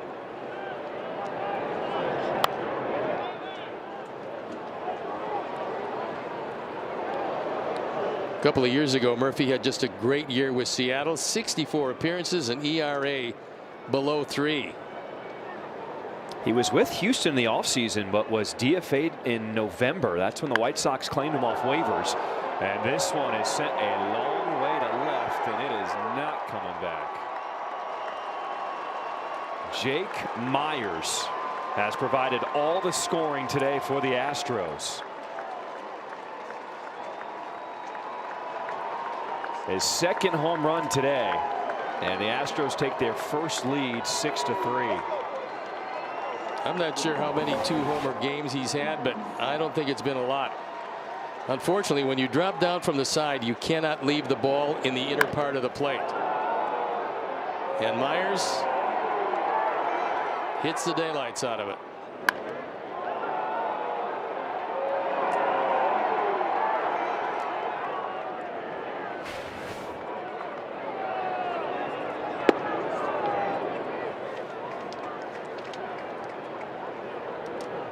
Certainly not the name in the lineup you would expect, but the 9-hole hitter who provided all the punch for the Astros today.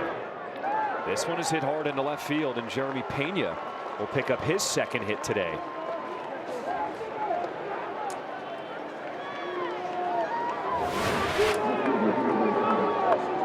He drops down. And Pena, who's been swinging real well in this series, continues to do just that.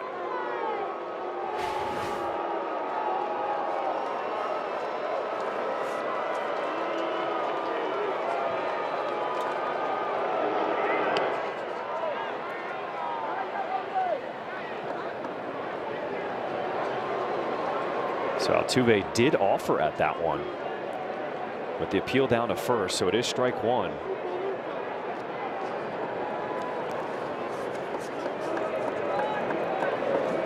He just loves to hit the first pitch, and sometimes he's ready to swing regardless of where the ball is. Pena 5 for 5 in stolen bases. When you do throw from the side, it's kind of hard to pick anybody off.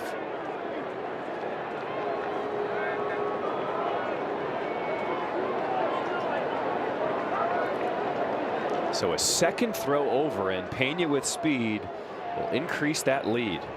This is what good base runners live for.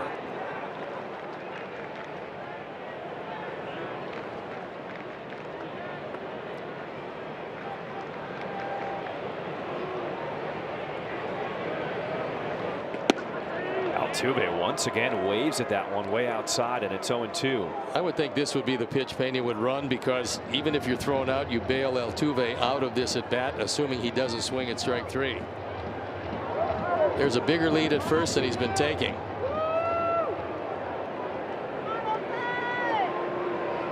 Murphy taking a good look at Pena at first. Fakes the break. Down and up the middle. My draw the throw over to first. But a 3-run home run from Jake Myers gives the Astros their first lead here today. Luis Robert Jr. due up first when we come back.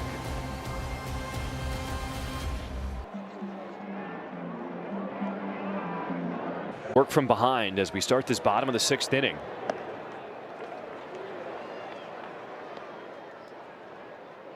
That was a first pitch changeup. It was off the plate, and Luis swung through it.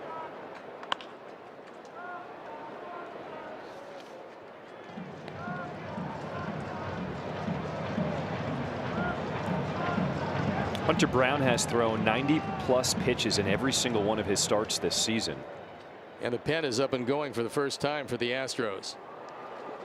As Robert strikes out on that knuckle curve. Let's go down on the farm and check in with Connor. All right, the Charlotte Knights have lost 2 in a row and busted up a 7-game winning streak for them. But yesterday, Tim Elko went deep. His 10th home run of the season as his power surge continues. Gerald Perez hit his 8th homer of the season. Low average, high slugging percentage. And the Capitalist Cannonballers put up a big-time offensive output last night against the Green Jackets. Everybody in the lineup had a hit. And second-rounder Caleb Bonnemer is hitting really well this season. Off to a good start. He was the high school player of the year out of Michigan just last year. Thank you, Connor. And now, time to get some runs. Although Brown has been really tough since the first. He started to get the feel for all of his pitches after that first inning. It seemed like the White Sox were just looking to pounce on that fastball. And he has made those adjustments. That knuckle curve really breaks a lot. You mean that one? That one. He buried it thinking maybe Palacios would reach out and try to do something with it, but wasn't the case. This will be the 90th pitch in the ball game for Brown.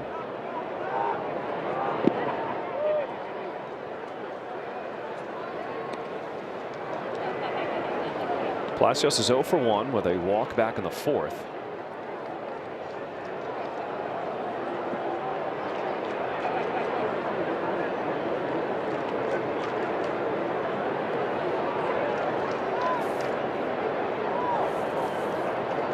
Two pitch.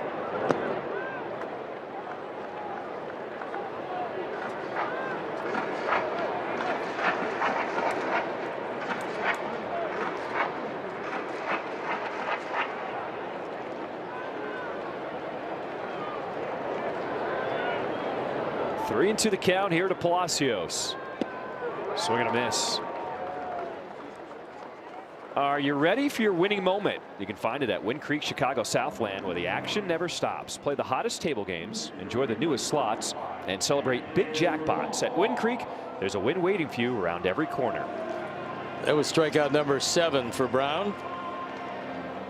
He was probably nearing the end of this performance, but still throwing real well.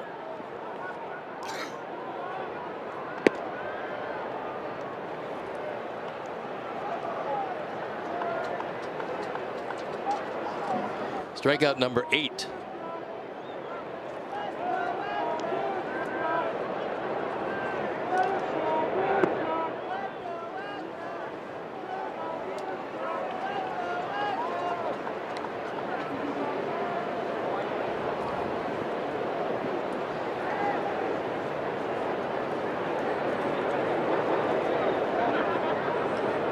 To know the count to Andrew Vaughn.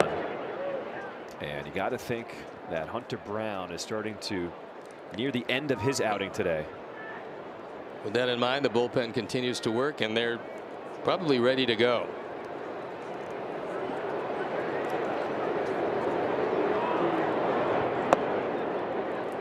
Ooh. Generous, but a called strike.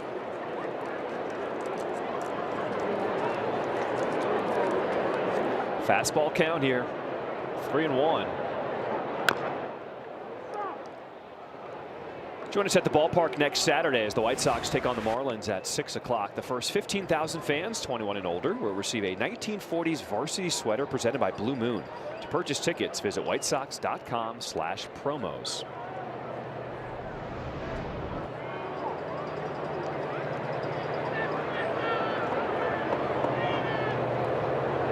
Here's the payoff.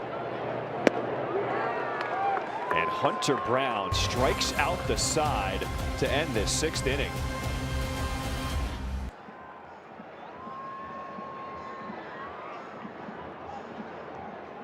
This time I asked Andrew Benintendi, what's your Derby cocktail? He said, a Crown and Diet. Whose Derby party would you attend? He said, Bobby Dahlbeck. He likes to have a good time. And his Derby fashion? Well, he said, of course you got to have a great hat, but I'm keeping it simple with some jeans and boots. But guys in the booth, I'm curious, what are you wearing if you're going to the Kentucky Derby?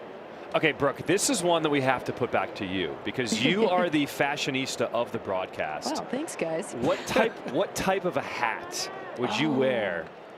Well, you got to make a statement, right? I mean, and that's on my bucket list to go to the Kentucky Derby. So if I'm going big. And then, of course, you go hat first and then you accessorize around the hat here. I'm not really sure as far as colors go, but something bright, right? It's spring. It's the Kentucky Derby. We're doing something fun. But the guys, they like to wear seersucker suits or, you know, even you can style it up with a hat too. I think the seersucker suit with a stovepipe hat would look really good at the Derby. Oh, I like that. And then are you rocking a bow tie, Steve? A couple of them. A couple, okay. We'll do outfit changes. I love that. I'm here for it. But I did learn something today. You start with the hat and then you work your way down. That's it. Nice tip, Brooke. Okay. I do what I can, gentlemen. This one golfed in the air to left field. And Benintendi is there for the first out in this 7th inning. This half inning is brought to you by King Heating, Cooling, and Plumbing.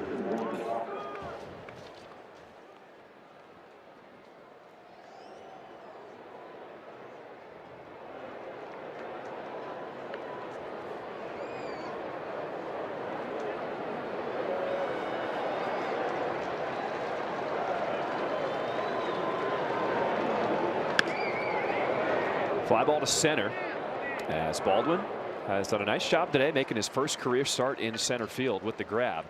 Just like you tell your kids in Little League to keep your eyes on the ball, well, this is your friendly reminder to keep your eyes on the road. You drive, you text, you pay. It's not a game. You know, somebody who walks around all of Chicago, I appreciate these reminders. I appreciate these promo reads. That's one of the great advantages of living in a major city like this, where you can just walk everywhere and you do not need a car if you live in downtown. Hit hard to left. Backing up has Benintendi and makes the leaping grab. Made a great jump off the bat. And he will track it down and left. Diaz continues to hit the ball hard, but Andrew has other ideas as he puts it away and ends the inning.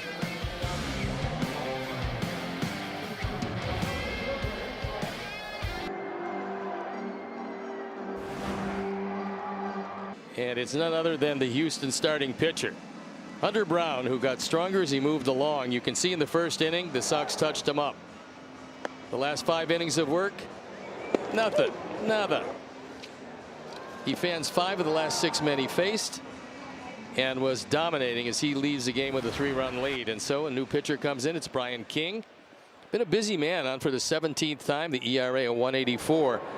Sox need some base runners. They need some runs.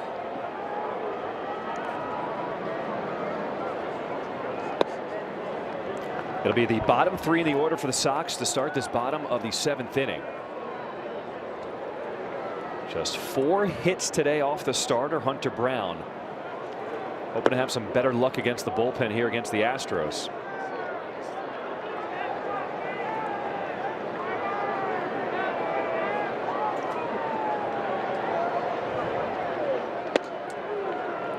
Big swing from Theis, and it's 2 balls and a strike to count.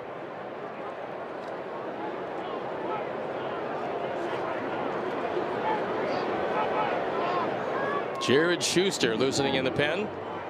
He will most likely come in.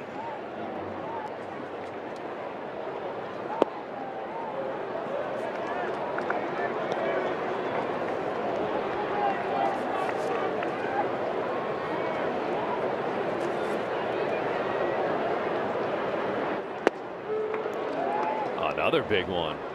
Theis not cheated on that swing, and it's now full. Got his fastball and was geared up for it, but no contact.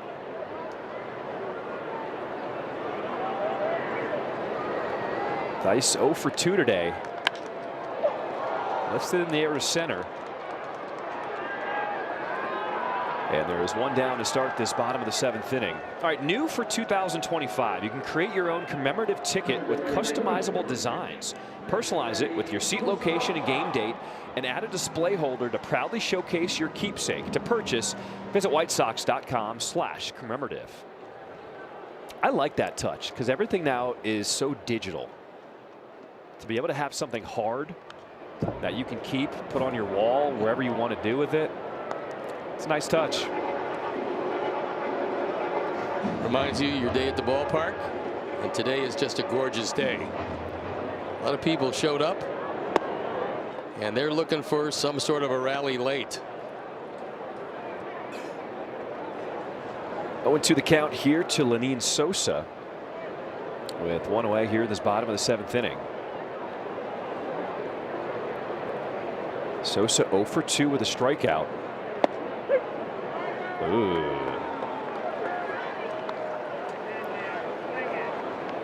I don't blame Lenyn for taking that. It was well wide of the plate.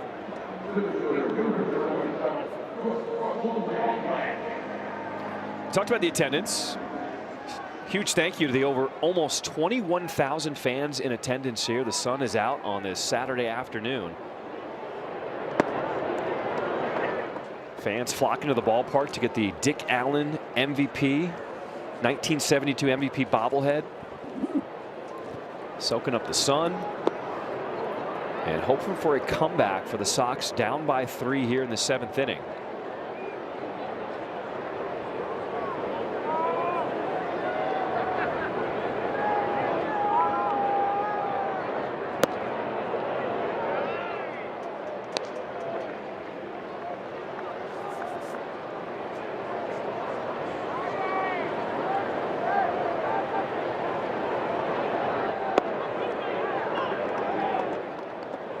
Sweeper for King is a pretty good pitch. He starts it off the plate away. Right-hand hitters have a tendency to give up on it. Goes to right field, but a sliding catch is made by DeZenzo in right field. Sox retired in order, 10-7.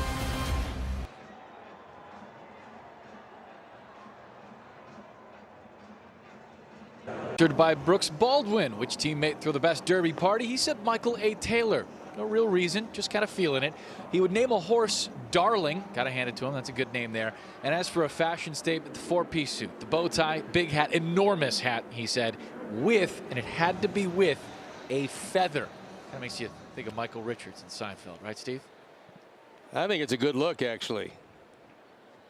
Depending on what kind of feather you're using, as Jared Schuster comes in the game for the 6th time. ERA of 4 3/4. What other feather would you be talking about? Well, there's a turkey feather, certainly. Okay. Yeah, there's a robin feather. Now it's a little smaller. Down the line in left field, it's going to be a fair ball. As Benintendi will get it back in, a leadoff double for Victor Caratini.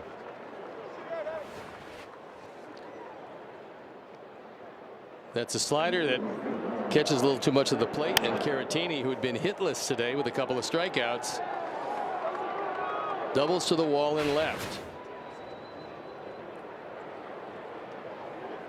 He was a late addition to this lineup. As Alvarez was scratched late, Caratini inserted. That is 11 hits now from this Astros lineup today.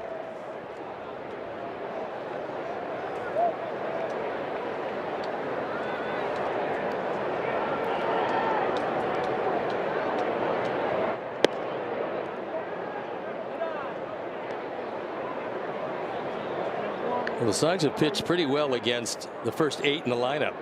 It's been Myers in the 9th spot. That's been unbelievable.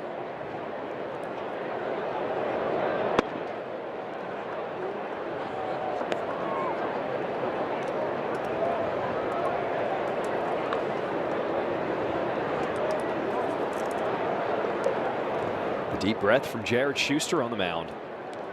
Trying to keep this a 3-run ball game. Hit out to left center field. Benintendi chasing, and it's going to go all the way to the wall. Caratini will score easily.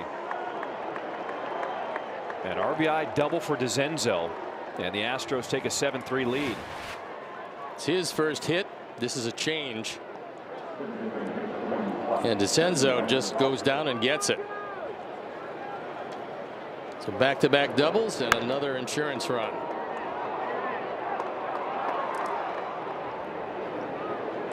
So all the starters in the Astros lineup have a hit except for the cleanup hitter Christian Walker today.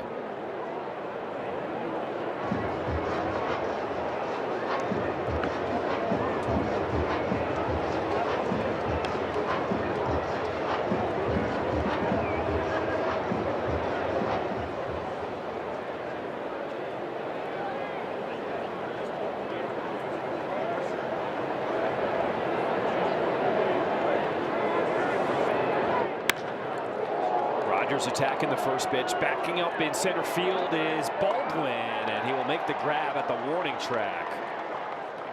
Tagging from second, going to third is DeZenzo, and here is the man who has done the damage today, Jake Myers. Home run in the 3rd. 2 RBI triple in the 4th, and a 3-run homer in the 6th. It's been the Jake Myers show. And he's not getting any cheapies. He's hit him hard. He's just the 4th player in Astros history to have 2 home runs and a triple in the same ball game.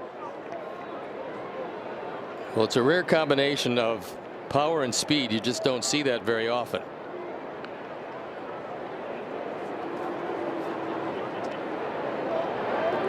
Infield in for the Sox. And Myers sends this one to left field, continues his day. He's going to dig to second as the run will score, and he is now a single away from the cycle. 2 homers, a triple, and now an RBI double. My goodness. Well, if he had stopped at first in the 6th inning instead of touching all the bases, he would have had the cycle. He crushes another one.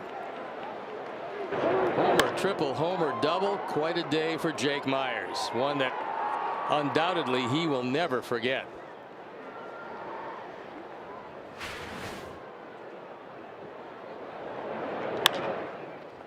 On the ground. And Mydroth will make the play at first for out number 2. Join us Saturday, June 7th, as the White Sox take on the Royals at 3 o'clock. Get here early for Sox Crawl, Taste of the Sox, presented by Blue Moon, and enjoy an exclusive pregame crawl inside the stadium with Jack McDowell autograph signings. You got food and drinks, sneak peek of new offerings, entertainment, and more. To purchase tickets, visit whitesox.com/crawl. You also get access to that new 1993 Division Championship hat, which will be given out.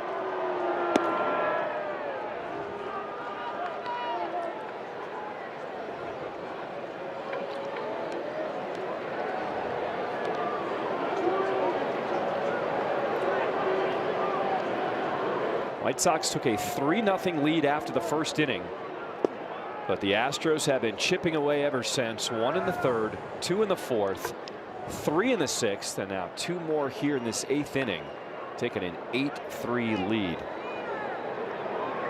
They're doing to the Sox today what the Sox did to them last night. A tie ball game for a while, and then all of a sudden the bats exploded.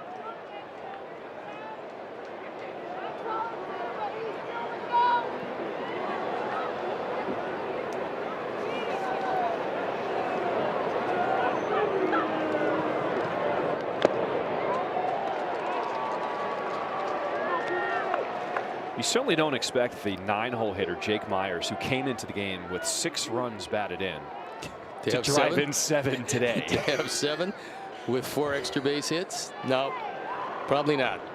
Get good odds in Las Vegas on that, however. Oof. Down to a knee. Down goes Altuve.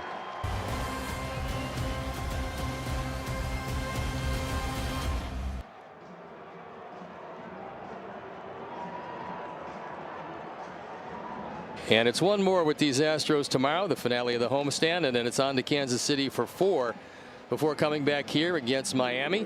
The off day on Monday, much appreciated, and then on to Cincinnati and back for a 3-game weekend series against the very formidable Chicago Cubs, who are off to a great start.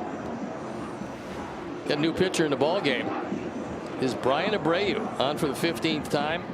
Hasn't given up much. ERA just barely over 2.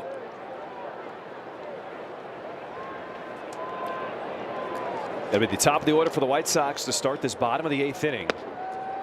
As the first one sails out of the zone, ball 1 to Chase Meidroth. Meidroth 1 for 3 today, singled in the first and scored.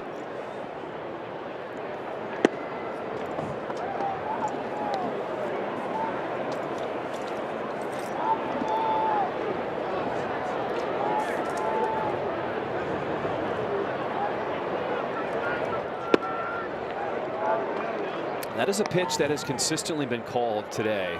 That ball, or sometimes even 2 balls off the plate to a right-handed hitter. Well, all they ask from any umpire is consistency, and if you call him in the first, you can call him in the 9th, and nobody is surprised.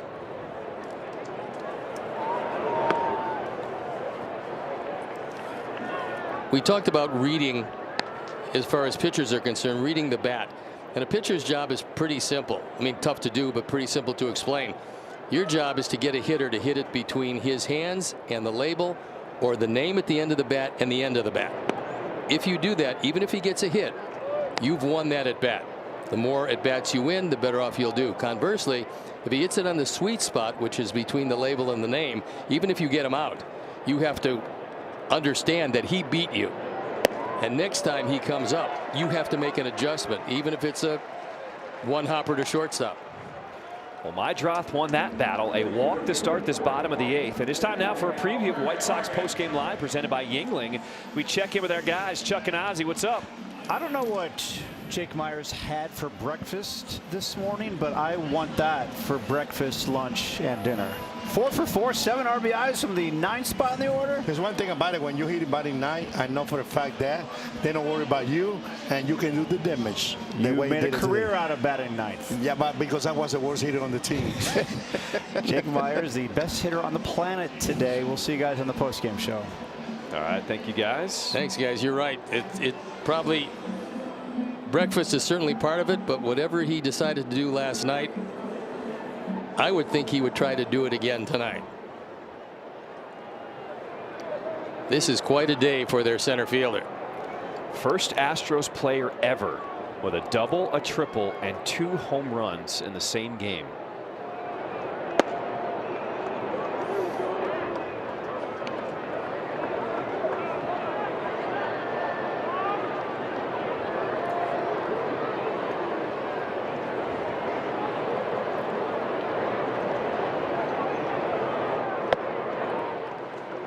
Vargas, one of the 4 guys who got a base hit in that first inning.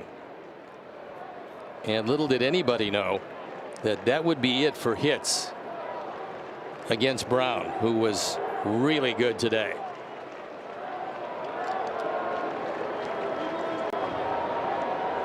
White Sox looking for their first hit since the first inning.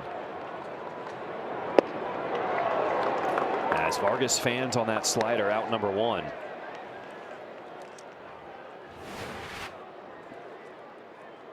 Big breaking slider in a very good spot. It stayed a strike for a long time before diving out of the zone.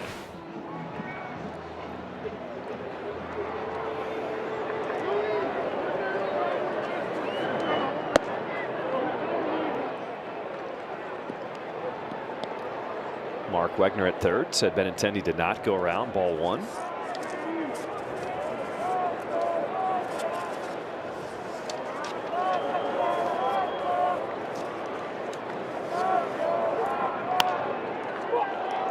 Pops this one up just out of the infield. And there's out number 2. Head into your first White Sox game. You can stop by the First Game Certificate booth on Centerfield Concourse to receive your free First Game Certificate and First Game button presented by Rate. It's perfect for all ages and a great way to commemorate your first White Sox game. To learn more, go to whitesox.com/firstgame.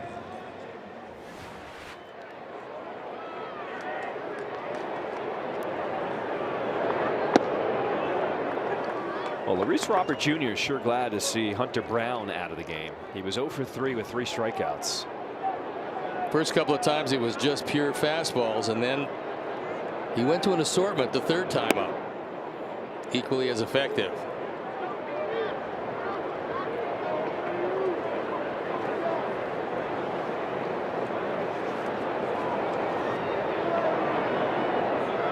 Robert Jr. trying to keep that 7-game hit streak intact. But he's behind in the count here, 1-2.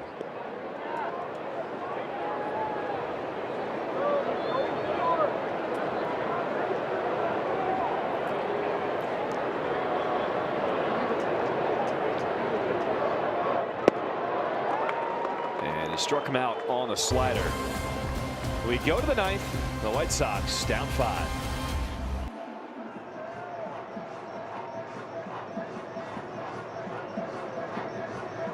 Themed edition of Know Your Sox. Before the horses go to post, we asked Mac Dice his fashion statement at the Derby. It'd be a massive hat.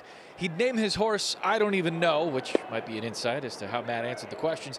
As to what teammate would throw the best Derby party, he said Steven Wilson felt the vibes. I'd go to Steven Wilson's Derby party, guys. You? Yeah, Steven Wilson. Not a bad idea. I'm in. You know, as far as large hats, there was a comedian who had a one-line act. He doesn't have to call me Johnson. He wore this gigantic hat with a feather in it. That would be a good Derby hat. Let's try to get a picture of that somewhere down the line. Go to the archives. Deep in the archives. That's a good one. Southpaw very happy with that chapeau. What we're learning about this is who the guys in the clubhouse are who would throw the best parties. We got Michael A. Taylor. Mike Vassell. Mike Vassell, who we've heard repeatedly has a very good personality. Good pitch from Schuster. Gets the strikeout to start this 9th inning.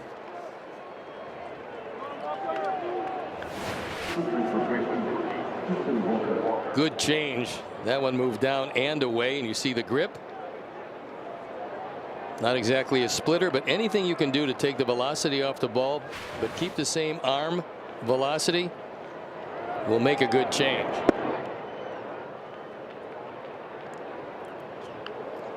Which former teammate of yours do you think would throw the best party, or who has thrown the best party? Good question. I'd have to go back also deep in the archives.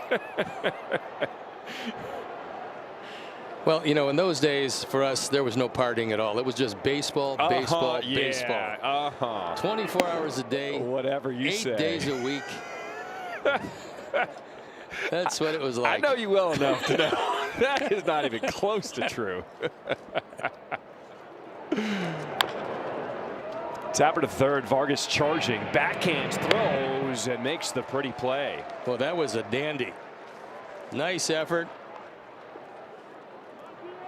And Miguel, who's played a pretty solid third base, does it again. It's time now for the T-Mobile coverage cam.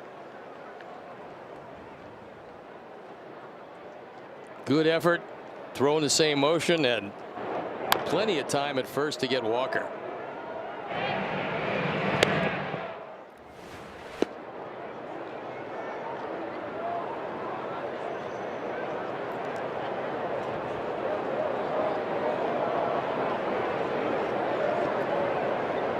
Yainer Diaz 2 hits today. As it looks like the catcher for the Astros is starting to turn the corner in his early season.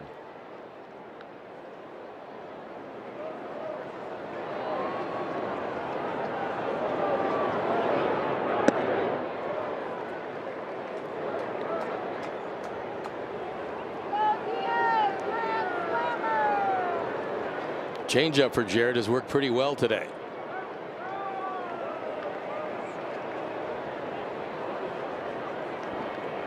One, two. Back to Vargas off the big hop. And the Astros retired in order. Rally hat time. White Sox down 5.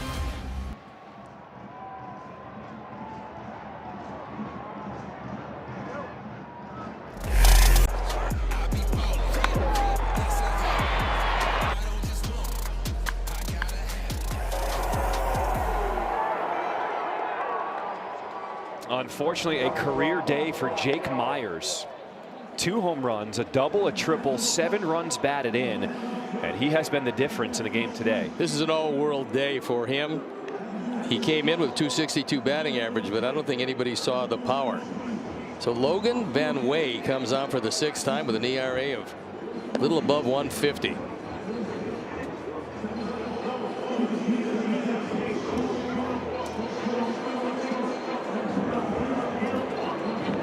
White Sox brought the City Connect uniforms back here on this Saturday afternoon because they played so well last night in them. Hoping to get a little magic out of them for a comeback here in this bottom of the 9th inning.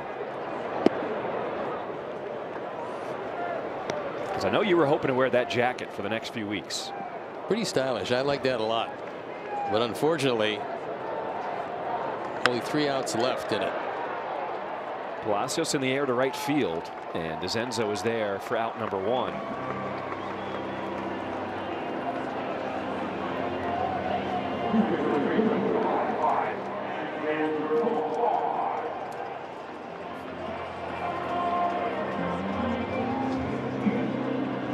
Well, after that first inning, Houston has done just about everything right.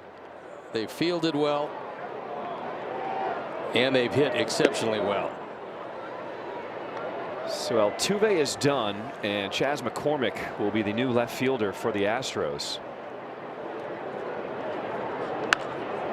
This one rocketed out to McCormick and will fall in front of him.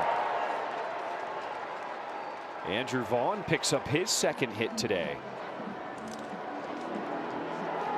That's a good sign, and hopefully Andrew's bat awakens and he can move back up in the batting order where he's been the majority of this year.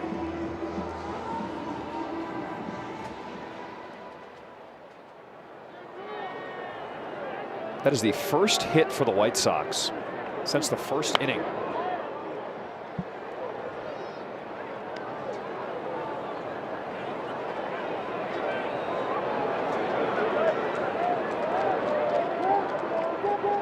They jumped on the starter Hunter Brown for 3 runs in that first, but then he settled in and struck out 9 in the ballgame. You could tell he got out of the 2nd, but didn't really have the rhythm yet. But the rhythm came to him starting in the 3rd inning, and then he was like a machine, pumping strike after strike and making it look rather easy.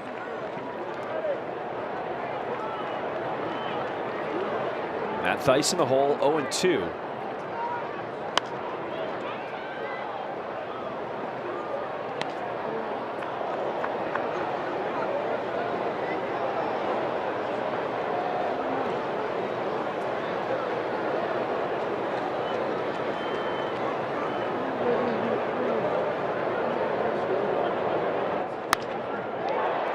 This one delivered into right field. So back-to-back hits for the Sox coming here in the bottom of the 9th with 1 away.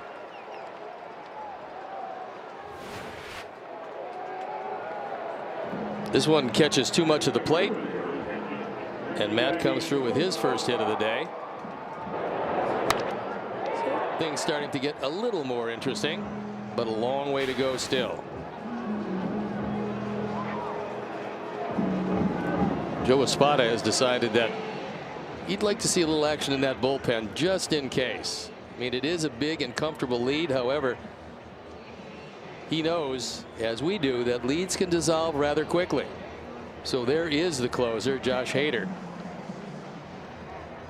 Gave up a lot of home runs last year, but didn't give up too much else.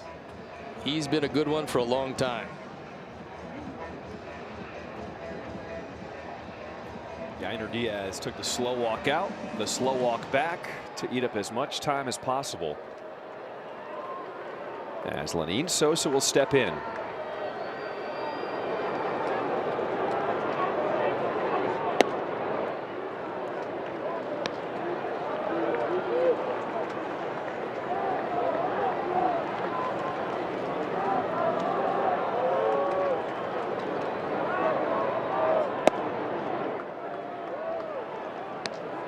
Pitchers have been living on that outside edge today. And we've seen the perpetual looks from the hitters all day long. But that has been the strike zone.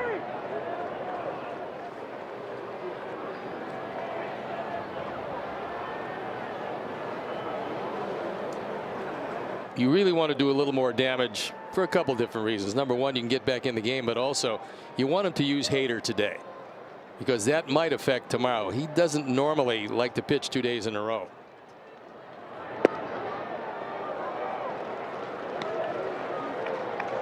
Hader just got up and throwing.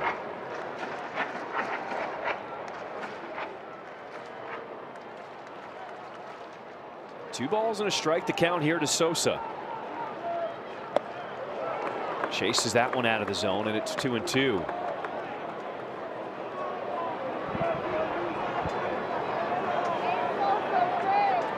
Vaughn's at second, Feist at first, with the Sox down by 5.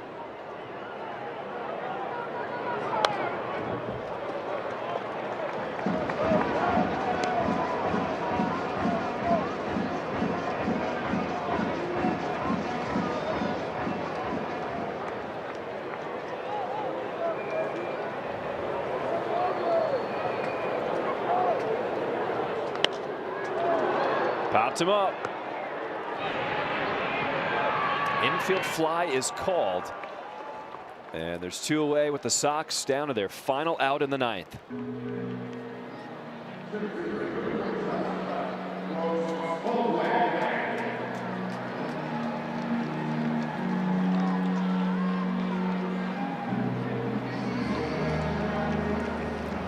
So the last chance will be Brooks Baldwin.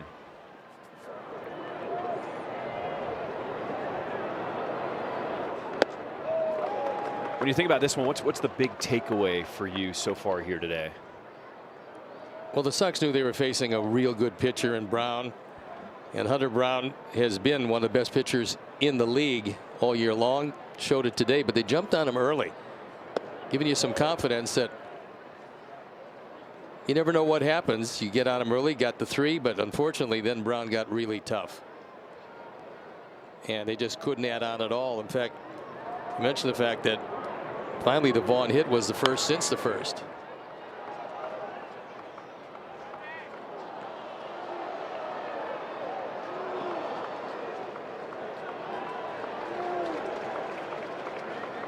Sox down to their final strike here in this 9th. 1-2. And strike 3 called. Just one of those days where you had a little momentum, but tomorrow they play for the series win, and I will talk to you then. And that was the man who did it, Jake Meyers. Double, triple, 2 home runs, 7 driven in, and the White Sox lose game 2 of this 3-game series 8-3. White Sox postgame live presented by Yuengling comes your way next. Chuck and Ozzie, guys, it is all yours.